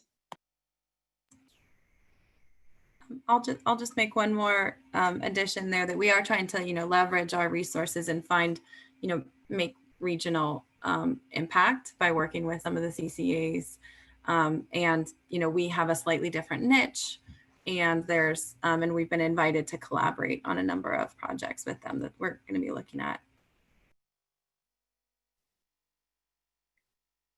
Are there any other comments? I have a couple of questions myself. Oh, Commissioner Smith, go ahead. Thank you. I too find value in the program. I guess I have a little more questions though with respect to the 25 completed projects. We highlighted 2, and it seemed fantastic. Of the 23 completed, I recognize that some of them are research projects and there's probably not add-on benefits, but do we ever go back, or is there a process in the system whereby we go back and say, well, one of the 25s actually has a system in place that maybe we should look at adopting? Is there a mechanism for that, or a review period, or a review recycle something? Yeah, some of the most successful projects have basically gone on to spur competitive RFPs, in the space. We can't extending with a particular company unless it's a sole source agreement is not something that the city does. But in terms of programs that have promise, we've absolutely done that, and there are a number of examples. I think that in a number of those completed projects are also letters of support for research grants as well as accelerators. And so, going through and looking at the number of completed pilot projects and what they led to is something that we have done internally. I've actually reviewed this a little bit with some professors at the Stanford Business School, and they actually thought we had a very high rate of promising project completion in terms of accelerating the growth of the companies. Sometimes the company does well and we move away from that space. And so I think what you're driving at is how many pilot projects go on to be city projects, in permanent city projects. Is that your question, Commissioner Smith? Well, similar, it's adoption, right? So if something goes through, like the one you just highlighted, the pilot project with AutoGrid, we did it for several years. It was viewed very successfully, but then we ended the program. Is that because they became too commercial and we didn't find value there, or they didn't become commercial? I mean, what's I think as we measure, with all programs, we measure performance, right? So if our performance is, we've come to the end of the program and a letter of support has been issued, that is performance, right? We sponsored the project, we support the project, and we really like what they're doing, and by all means, we would absolutely support them for any grants. That's a determination, and that's an end goal. I think that's fantastic. But if there is application, particularly if we're using city resources in order to support this growth, this innovation, it would seem appropriate that we look at these wins and say, should we revisit them, or is there an opportunity for us to increase our own innovation within our own systems? Yeah, I would just say that we, every pilot that we undertake, it's because it's of interest to the city and the community and the utility. And so whether or not those pilots work out how we thought, or whether the company ends up being successful, you know, that is a bit of a wild card, but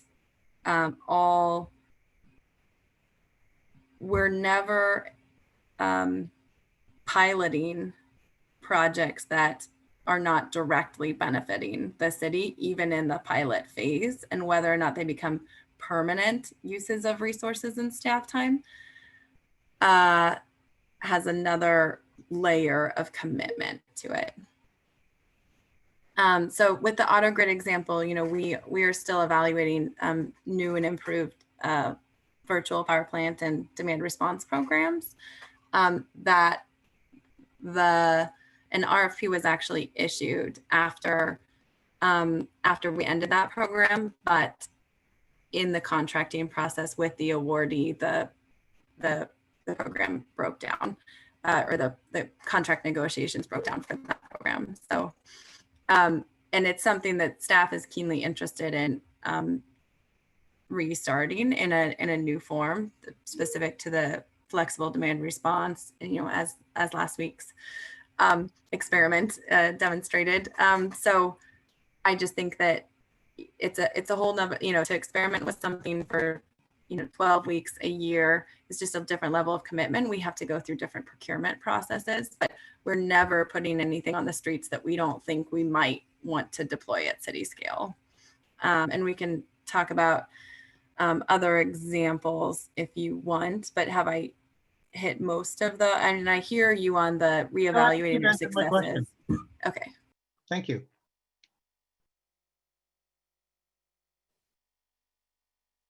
So let's see. I'm looking for any additional raised hands. Well, you just mentioned giving additional examples, and I can either put you on the spot to ask for a couple more examples, or maybe frame it as, are the applicants,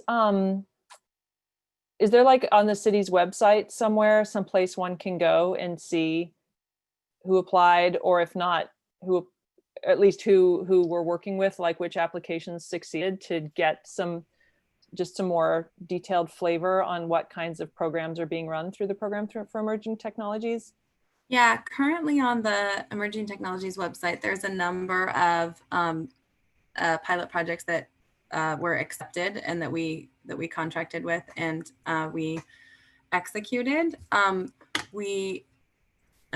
It's a part of the program to not disclose the failed applicants, you know, in order to protect their privacy. Privacy for some of these really innovative folks is an issue, but and we can do a better job of highlighting the wins from this program. You know, I think yeah, I think that's something we should do more of in the future, and I think it'll also kind of drive more of the applicants that we're the most interested in. So I think that's a good suggestion. Well, I'm just trying to wrap my head around whether it's like, you know, the 2-person startup with no venture funding that really is just a couple of grad students and an idea, or is it, you know, a large company that has a spin in that's reaching out, or are most of the projects based in academia, or does it run the gamut? Yeah, it really runs the gamut from just about everything. And we've actually done pilots with stage researchers and early stage companies of all levels. And thank you, Dave. That's funny, Dave. As she was talking, brought up that same web page. Right. That's perfect. So, you know, I'll just say that given our past experience and our limited STEM resources, and given that we are actually very desirable as a pilot utility, sort of the lighthouse customer. I think that I don't know what that means. What's a lighthouse customer? You said that earlier as well. Yeah, a lighthouse customer is basically, the first couple of customers to actually deploy the product. And it's a really big deal with highly regulated entities like utilities. So it's worth a lot to risk-averse entities like utilities, because they want to see, well, who have you worked with? And so getting that first 1 or 2 customers to actually deploy a product is very difficult. So that's right. And so I would say that going forward, we should, in my opinion, we should probably restrict the pilot projects to sort of the Series A, B space, because there's so much staff time and regulation and contracting required for even these unpaid pilot projects. So a couple of folks in their garage, we've just had a number of them sort of not make it as companies while we're in the middle of launching, or be, spun off into a company. And so on the earlier stage ones, where we're working with accelerators and folks that are earlier in that game, and that's why we have made good connections with local accelerators in the energy space, and we're kind of they know who to refer to us, and we know who to refer to them. We can also do letters of support and consultations. That's really valuable for what we did with AutoGrid before we launched with them, is we just helped them understand the utility perspective. They had great science, big data. They didn't understand the regulated, ISO utility space. They didn't understand how utilities make decisions. They didn't understand kind of some of the operating constraints. So, letters of support and consultations for very early stage, I think would be my recommendation, unless it is something that we don't have to physically deploy, and it's more of a software or modeling or communications pilot. One of the enumerated values of the program is an increase to the number, quality, and innovative respondents to the city's RFPs. Are there many examples of that emerging technology graduates, if you will, turn around and become sort of respondents to? I'm having trouble like going from the like 2-person grad student to the like organization with the ability to respond to a municipal RFP. Yeah, maybe those are different things. It's faster than you would think, actually, because a lot of, if the utility is, if you want to deal with utilities, we're one of the least threatening, we're one of the smallest. I know what you mean by that. Yes. Yeah, we're one of the smallest, easiest to work with utilities out there, believe it or not. So, what I'm talking about there is we have our procurement system, Planet Bids, and companies have to register for that system to even become aware of RFPs, unless, it's just, we're putting it out through other means. And so I've referred a number of promising companies to that, and I don't know how many of them have elected to respond to future calls or have been selected, but it's more about making sure that we are getting our calls out to the best, most promising players out there, sort of like fertilizing the ecosystem out there and making sure that they have us on their radar, because being small, you want to make sure that you're out there as well. Yeah. So, and it's something that's, I think would be a good number to have. I'm not sure that we're going to have the time to go through and do it, but it's something to start trying to look for in the future. Right. Well, thank you. All right, I'm not seeing any other hands raised, so maybe we can go ahead and move on to the next item.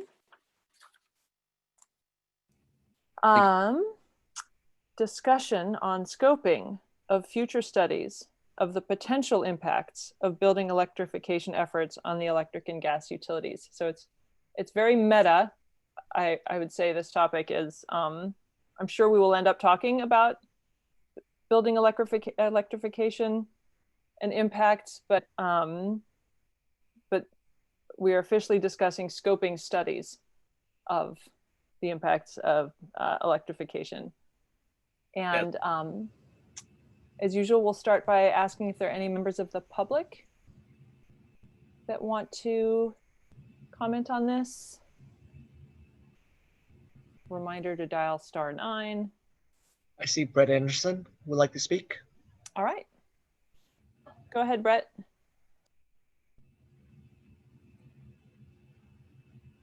We usually do 3 minutes. Can you hear me? Yes. Yes. All right. Well, I think this is a very important project. I'm really impressed that we are grappling with this in Palo Alto. Having a gas and an electric utility and having to manage the transition is going to be a gargantuan task. It's feasible, but it takes focus and it takes real commitment. And I think, this proposal really is laying the groundwork for the decisions that have to come. And I think it's also very important to publicly state that we're doing this investigation, that we're looking at these questions very seriously, and we are planning a managed transition from gas to electricity. There are a lot of negative messages going out to the market from the gas utility side, the gas industry. And there's an issue related to the APGA, which is a message that we've also sent to you as the UAC. And we would like this to be even more, say, broadly communicated in terms of our investigation into the transition and doing that orderly and making sure that our partners, partly in the APGA, would not be using funds that we provide to provide messages or misinformation campaigns that go against this effort in Palo Alto. So we really need to get everyone thinking about this as the future. We know electrification is the future, and managing our way proactively out of gas, I think, can be a win-win for everyone concerned. So hats off to staff for putting this together and promoting it. Thank you. Next is Looks like Tom Cabot. Go ahead, Tom. Hello, this is Tom Cabot over in Menlo Park.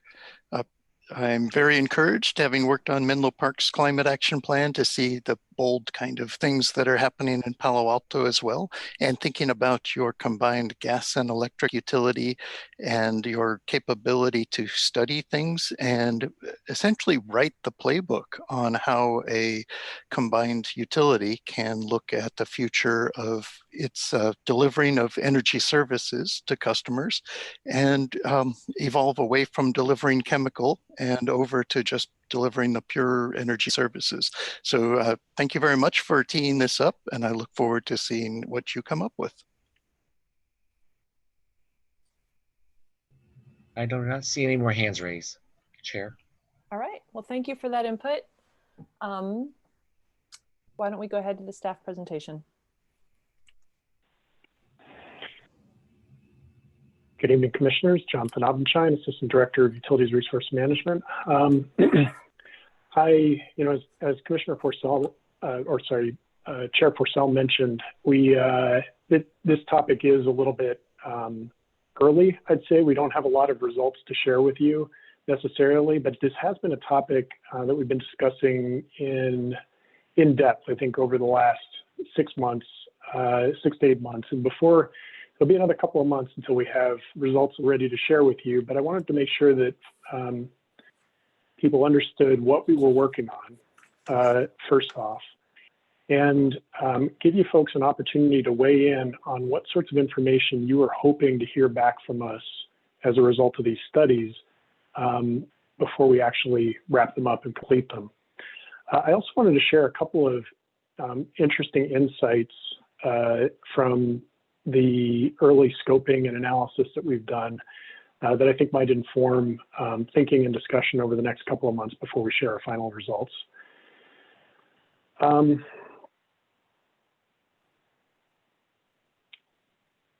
Okay.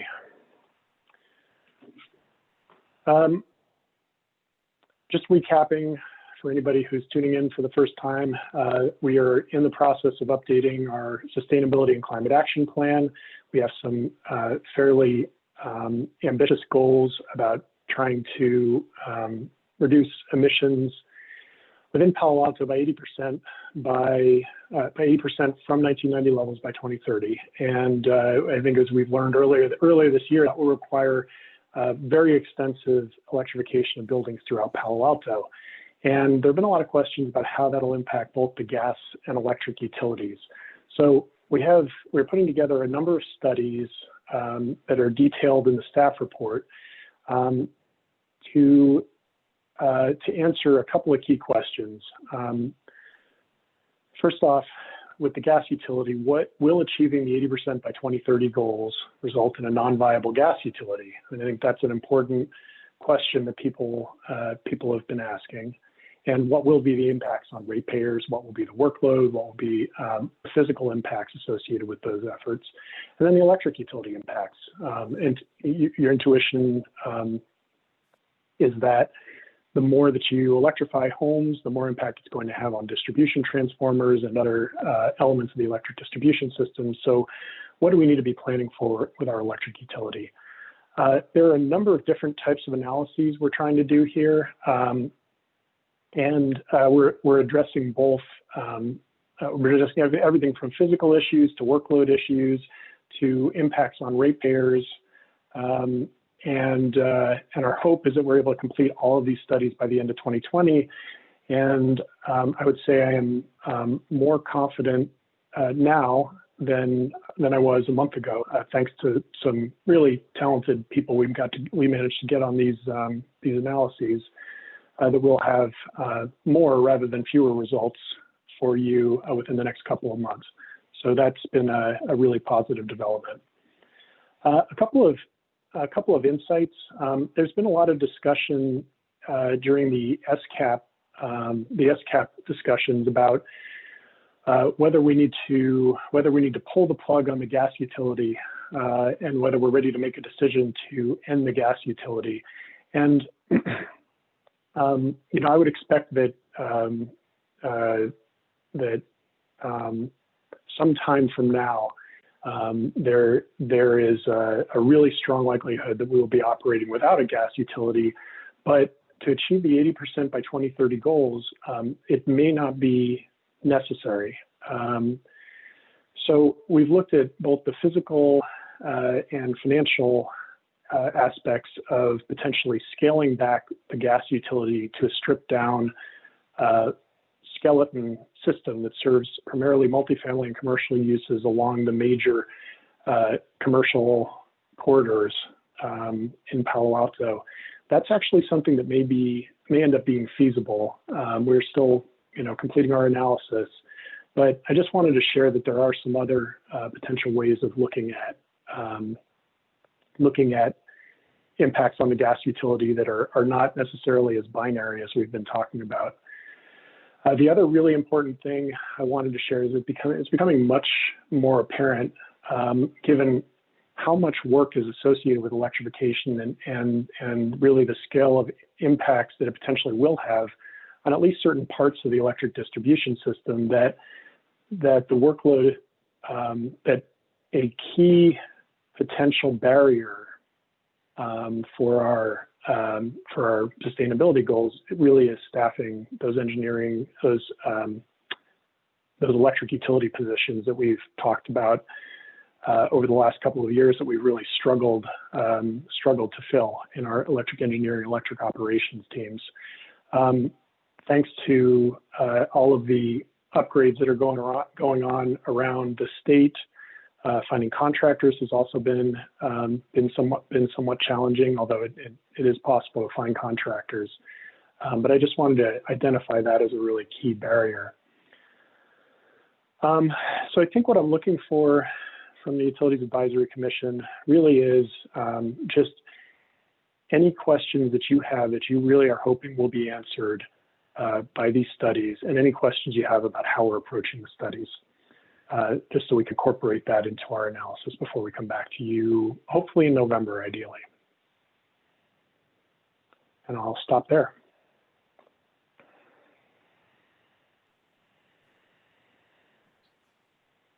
Thank you, Assistant Director Abenshine.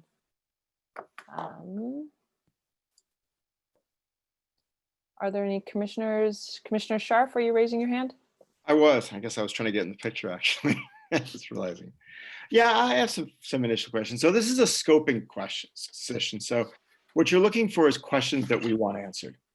So I guess questions I want answered is for single family homes, because you've said you're basically going to look to partial electrification of multifamily and commercial, but for single family homes, you're looking at basically doing away with the gas utility and what that would look like.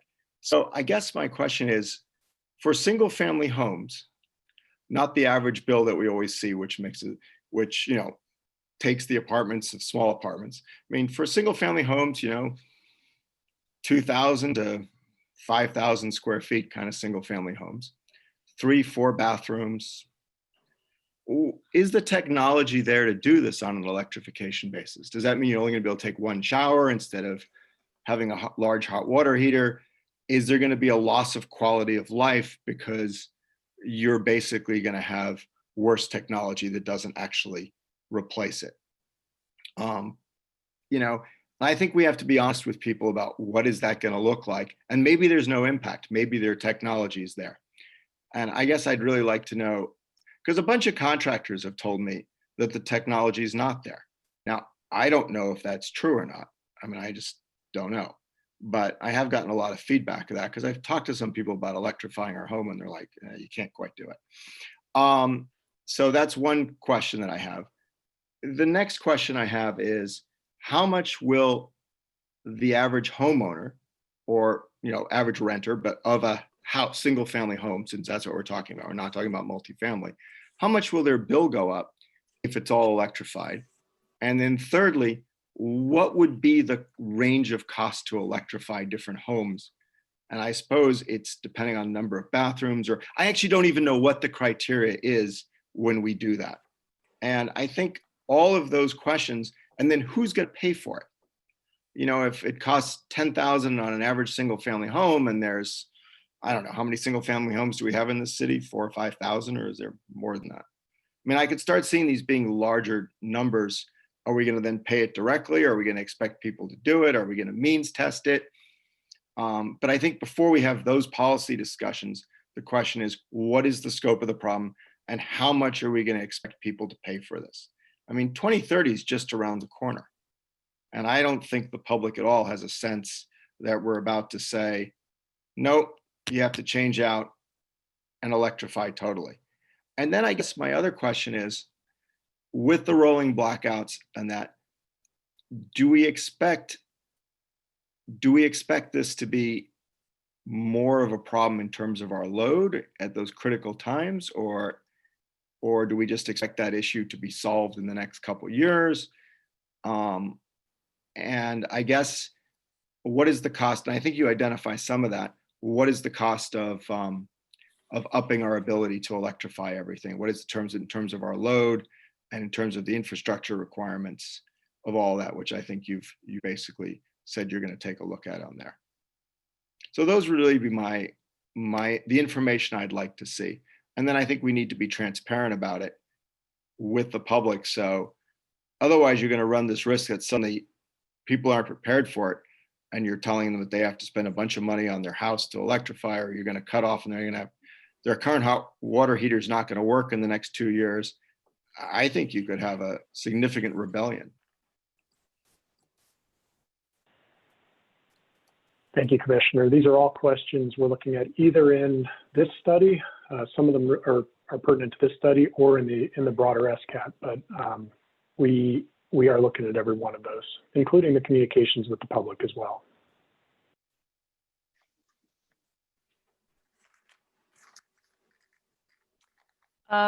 Commissioner Smith and then Commissioner Jackson. Good evening. Thank you, Jonathan. This is, first of all, I think this is great. But I do have some questions. I very much applaud the deep dive into actually how much this is going to cost, right? That I think is fundamental. But I have a concern that SCAP had to do with vehicle and building electrification. And as we've talked in previous sessions, we've talked about the sheer mass and the sheer volume of vehicle electrification necessary in order to actually even get to an SCAP.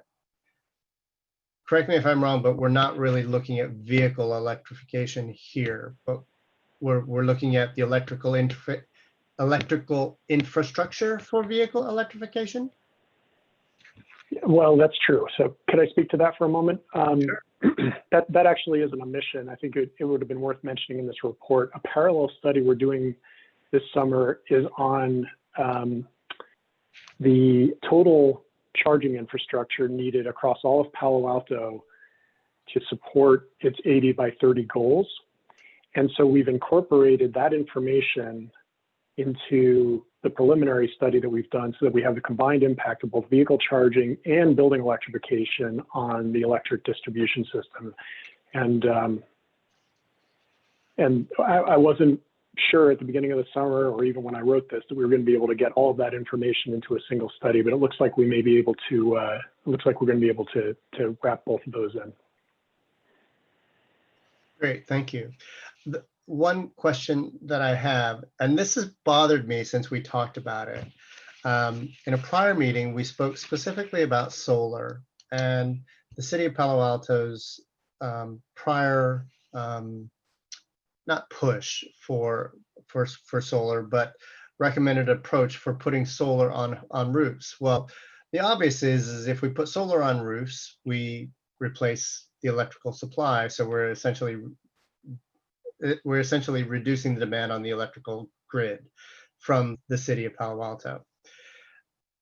If our SCAP goal is to reduce carbon emission, doesn't it make sense that we should be doing solar? Shouldn't we be promoting solar?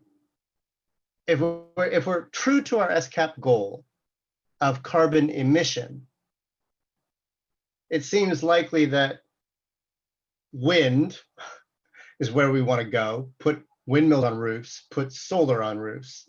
Am I being too dreamy here? I think there's a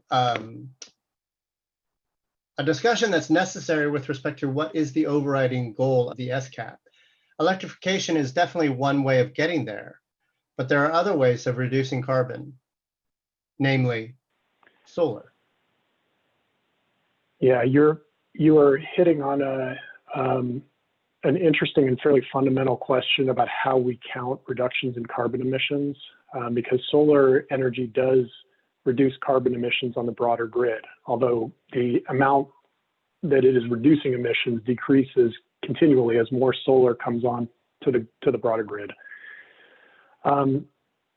But the way that we calculate our emissions for the purposes of the Sustainability and Climate Action Plan is to only include the direct impacts of our local actions, and rather than their impacts on the broader state electric system. And so under our SCAP, solar doesn't necessarily contribute to reductions in emissions, but somebody putting solar on their roof in Palo Alto can be assured that they are actually making a positive difference for the environment. We're, I think, still struggling internally on how to square those two messages. We are certainly trying to make sure that that we have reduced barriers and given people support in installing solar on their roofs. And we think in terms of there's probably an element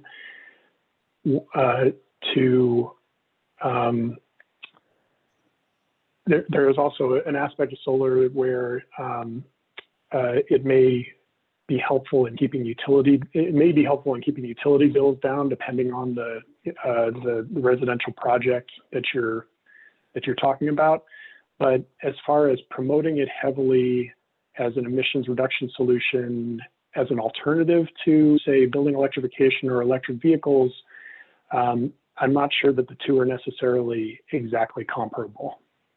No, I don't think, just from the sheer efficiency of photovoltaics, I would say probably not. But the city has celebrated previous installations, even this year at HP, a massive solar installation that ended up, actually their system is quite unique, and the same with VMware. Again, looking at solar as an alternative, perhaps throw in the battery pack as they're doing at VMware, suddenly we're doing right by not only the planet, but we're doing right by the city of Palo Alto, right? So, I mean, it is a dream, I think, to put solar across every single home in Palo Alto. But if you put solar across every single home in Palo Alto, put that into a battery network, somehow there's some strong resiliency benefits to the system you're describing, and that's one angle that we're pursuing when we look at solar and storage installations. So I'll just leave it at that. Okay. Yeah. Okay. Thank you. Commissioner Jackson. Okay. First, start with a joke, which is I at my own expense, I wrote my ideas for future topics before reading through the packet, and this was one I was about to propose, and then I got to the packet and said, well, Jonathan already beat me to it. So good. Congratulations. With respect to the gas utility impacts, I wanted to talk about that first. I think you've outlined those issues pretty well. I think that there's sort of one way, and there's a lot of interesting nuances that I hadn't thought of. But I guess another way to look at it potentially is that if we are going to withdraw from it, is there a strategic or set of tactics of how we could do that versus just, random people across houses across Palo Alto over 10 years start to electrify? Could you target certain areas and say, if all of you guys could do this, then we could stop this in a more phased and planned way versus, and maybe it's not necessary as you point out. But anyway, I just think it's something to think about. And of course, there's no answers right this second. I could speak to that since I raised that topic. That is something we're looking at, and what you're describing is probably something we need to take a look at. We know that we need to look at it from a physical perspective. There's certain pipes that need to be shut off before other pipes, and so there is a physical element about when you withdraw. I think the thing that we're still a little bit unsure about is whether there's also a set of financial impacts to ratepayers about how you withdraw, whether people just withdrawing gas randomly across the city has a different financial impact than systematically removing gas block by block. And that's something that instinctively you think should have a difference.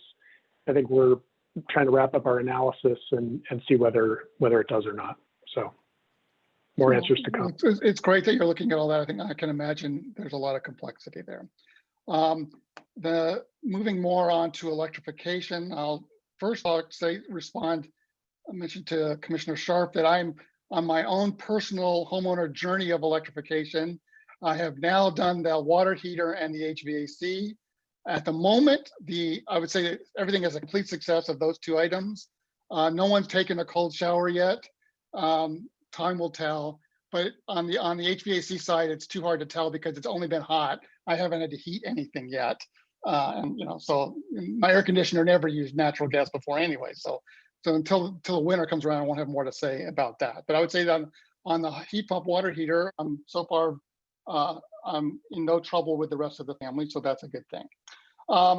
More to the point here, I think clearly as we go to electrification, there's replacement of the gas-based appliances, HVAC, water heater, stove, oven, dryer, which of course is going to increase people's electrical usage. If they want to charge, if they purchase EVs and adopt that and want to charge them, that increases their electric usage. And then I think as more and more people add air conditioning to their houses or use their air conditioners more frequently, again, that's another impetus for using more electricity.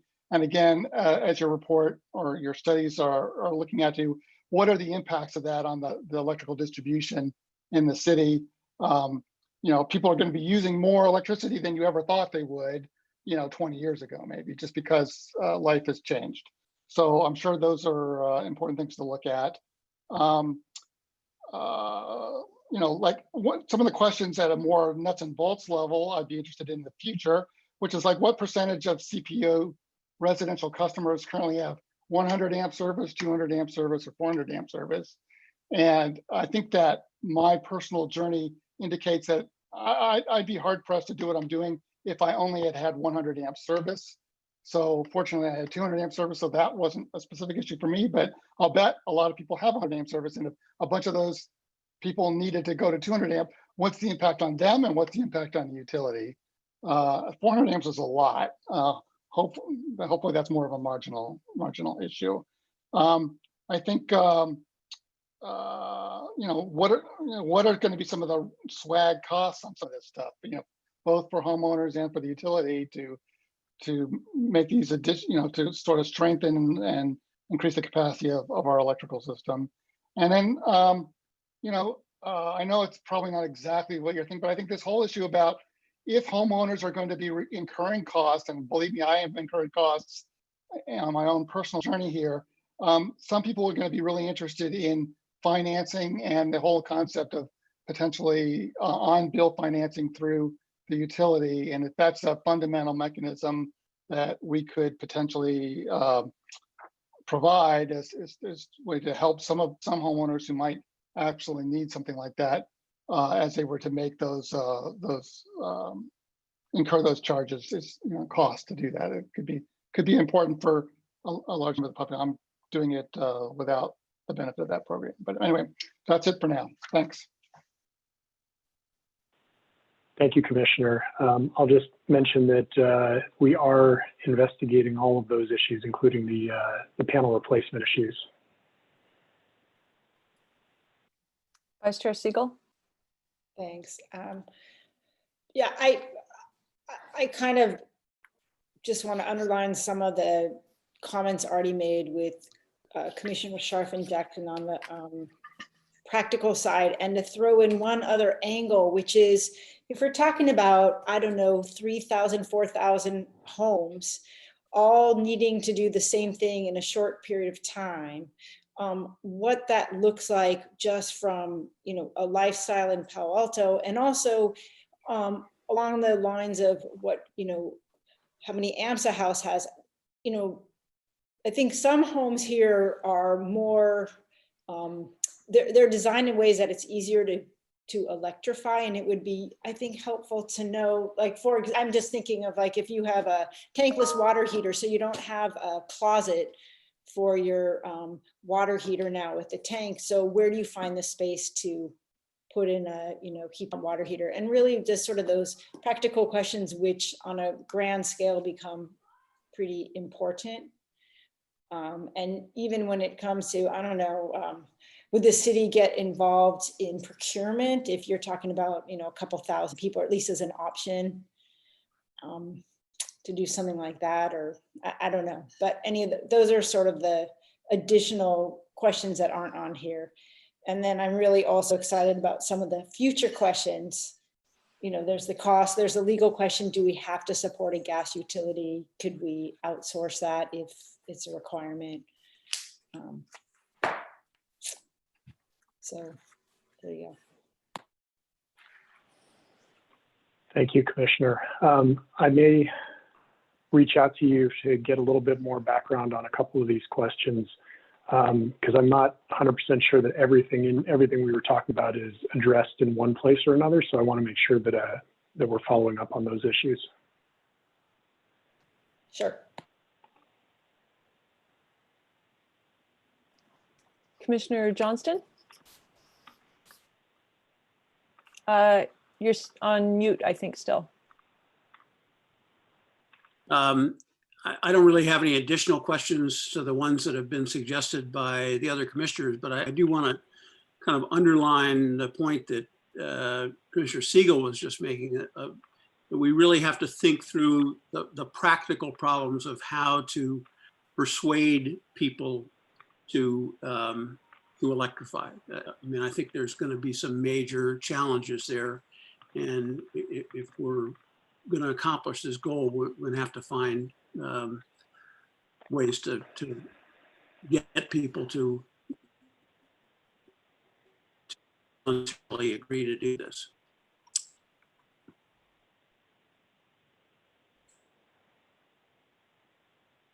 Thank you.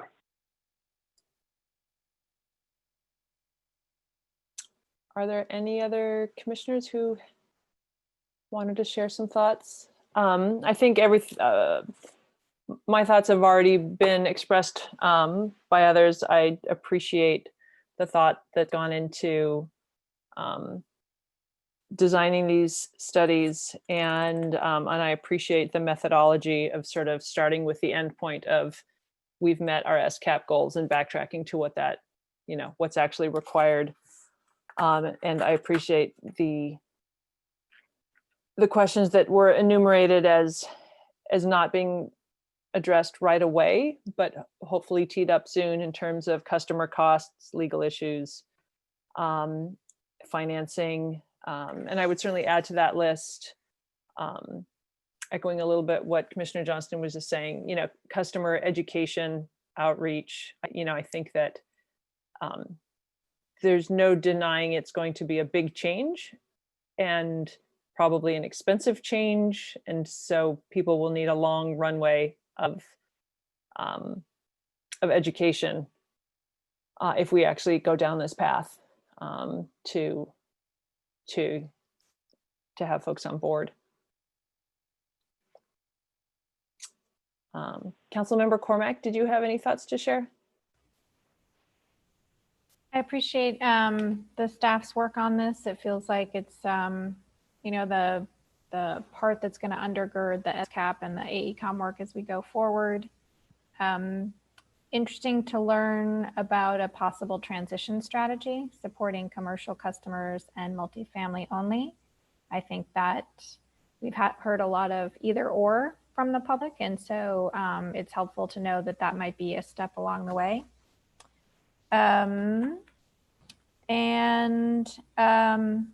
Of course, communication, obviously don't need to talk about that. I did just want to note, although two things. One is I acknowledge the impact this would have on staff to process this many applications and review them. That's really a significant cost. And then the second thing around that would be to think about a little bit the way we might approach ADUs in the future.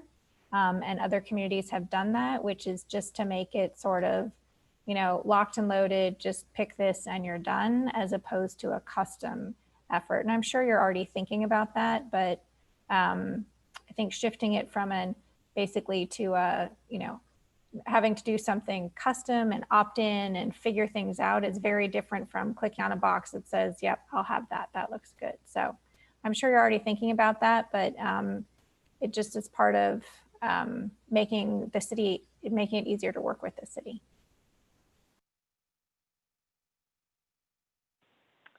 Would it be okay if I ask, were you talking specifically about electrification ADUs, or drawing an analogy between something we're doing around ADUs to something we could do for electrification? Exactly. It wasn't about electrifying ADUs. I realized that could have been confusing. No, and we have not yet. Yeah, that's my. That's a whole nother issue. And we have not yet streamlined it as far as some other communities, but it's a way to make it easier for people to make these land use changes, essentially, which are significant. Thank you, Councilmember. That's helpful. Commissioner Scharf, did you have something else you wanted to add? Yeah, I do. I think Councilmember Cormack makes a good point. I'm actually gone through the process to build an ADU recently, and I am actually amazed at the difficulties on the it's not utilities, it's really the public works side. I'll give you an example. You have to hook your sewer, you can't hook it into your house. You have to bring it all the way to the street. Other cities let you not do that. That adds like $10,000 or more. There's lots of things like that where Palo Alto doesn't do the regular building codes, they have their own sort of Bible on how they do this. And there's lots of costs that seem to be added for really no apparent reason that I can figure out.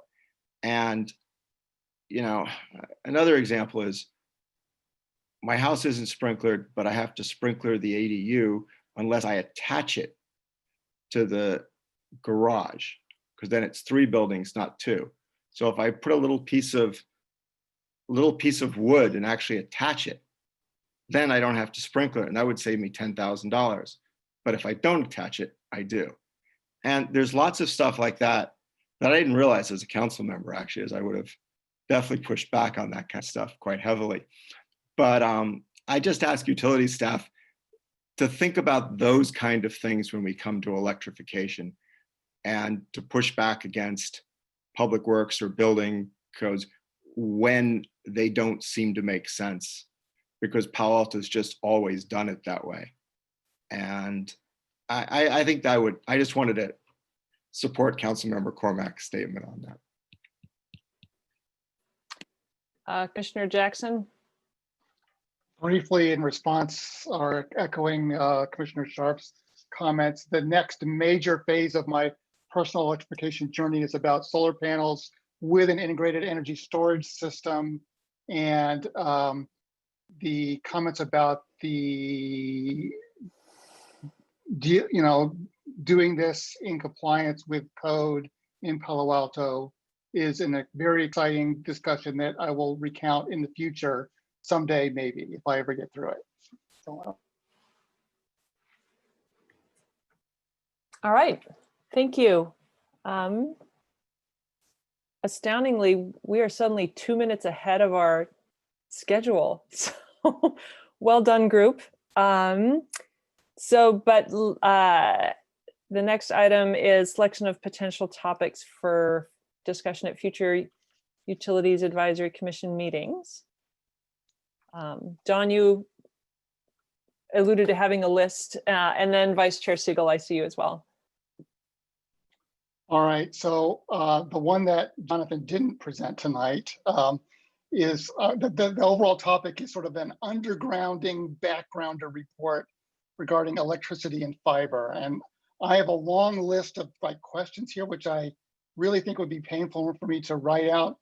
So I'd like to just give you everyone a flavor, and then if there's interest in pursuing this, if I could email them to whoever as part of that. So the idea is that what percentage of our electrical distribution network is underground versus above ground? What are the costs associated with underground versus above ground? What are the reliability differences of those things? Why are some neighborhoods have underground electrical service and some don't? And why did that occur? And did an overall program over time change, or was it halted or something like that? And it goes on and on and on. I have a bunch of questions about that. So I guess that's a topic that I would propose, and I wonder if there's any interest by other commissioners and staff to have a discussion about that in the future. If memory serves, we've talked about it in the past, but it's been a while, and we have a number of new commissioners. It might not be a bad idea to do a refresher on understanding our undergrounding system. Chair Fasell, Commissioner Jackson, if you could send me your email list, I can make sure that for a future topic that we can give an update on the undergrounding procedures. And inside that report, I can make sure that your questions will be answered as we put the report together. All right, I'll be sure to send you that. That'd be great. Thank you. Vice Chair Siegel, did you have additional suggestions for topics? I did, just following up on our lively discussion at the beginning of the meeting and with Director Batchelor's report. that it might be helpful to have some education on the different kinds of power outages, how they're communicated, how they're addressed within the utility, and then when they're rolling, brownouts or blackouts, how that works. And I think it might be nice to have that with the idea of going, 80-30 electric in the back of our minds while that discussion happens.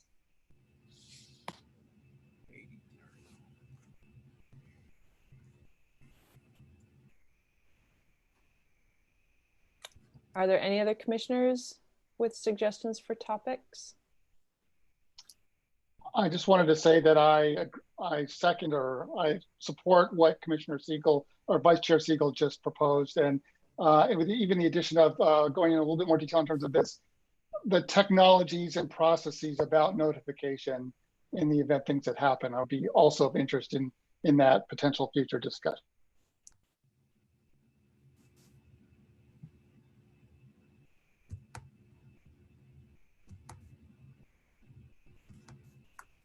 All right.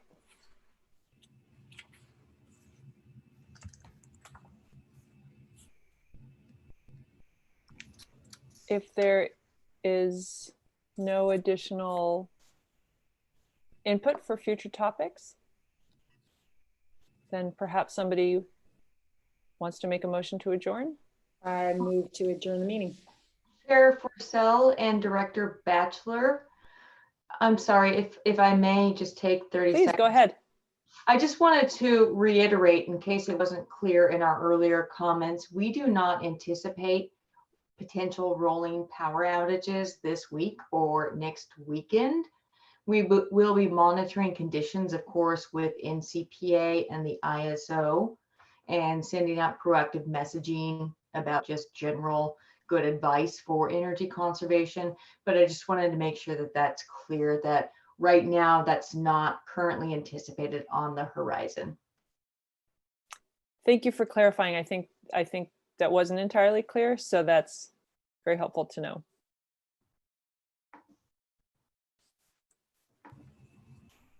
All right, so going back to, we had a motion to adjourn. Do we have a second? I'll second. There we go. All right, do we have to do a roll call on this one, or can we just use the absence of dissent? I think we're good.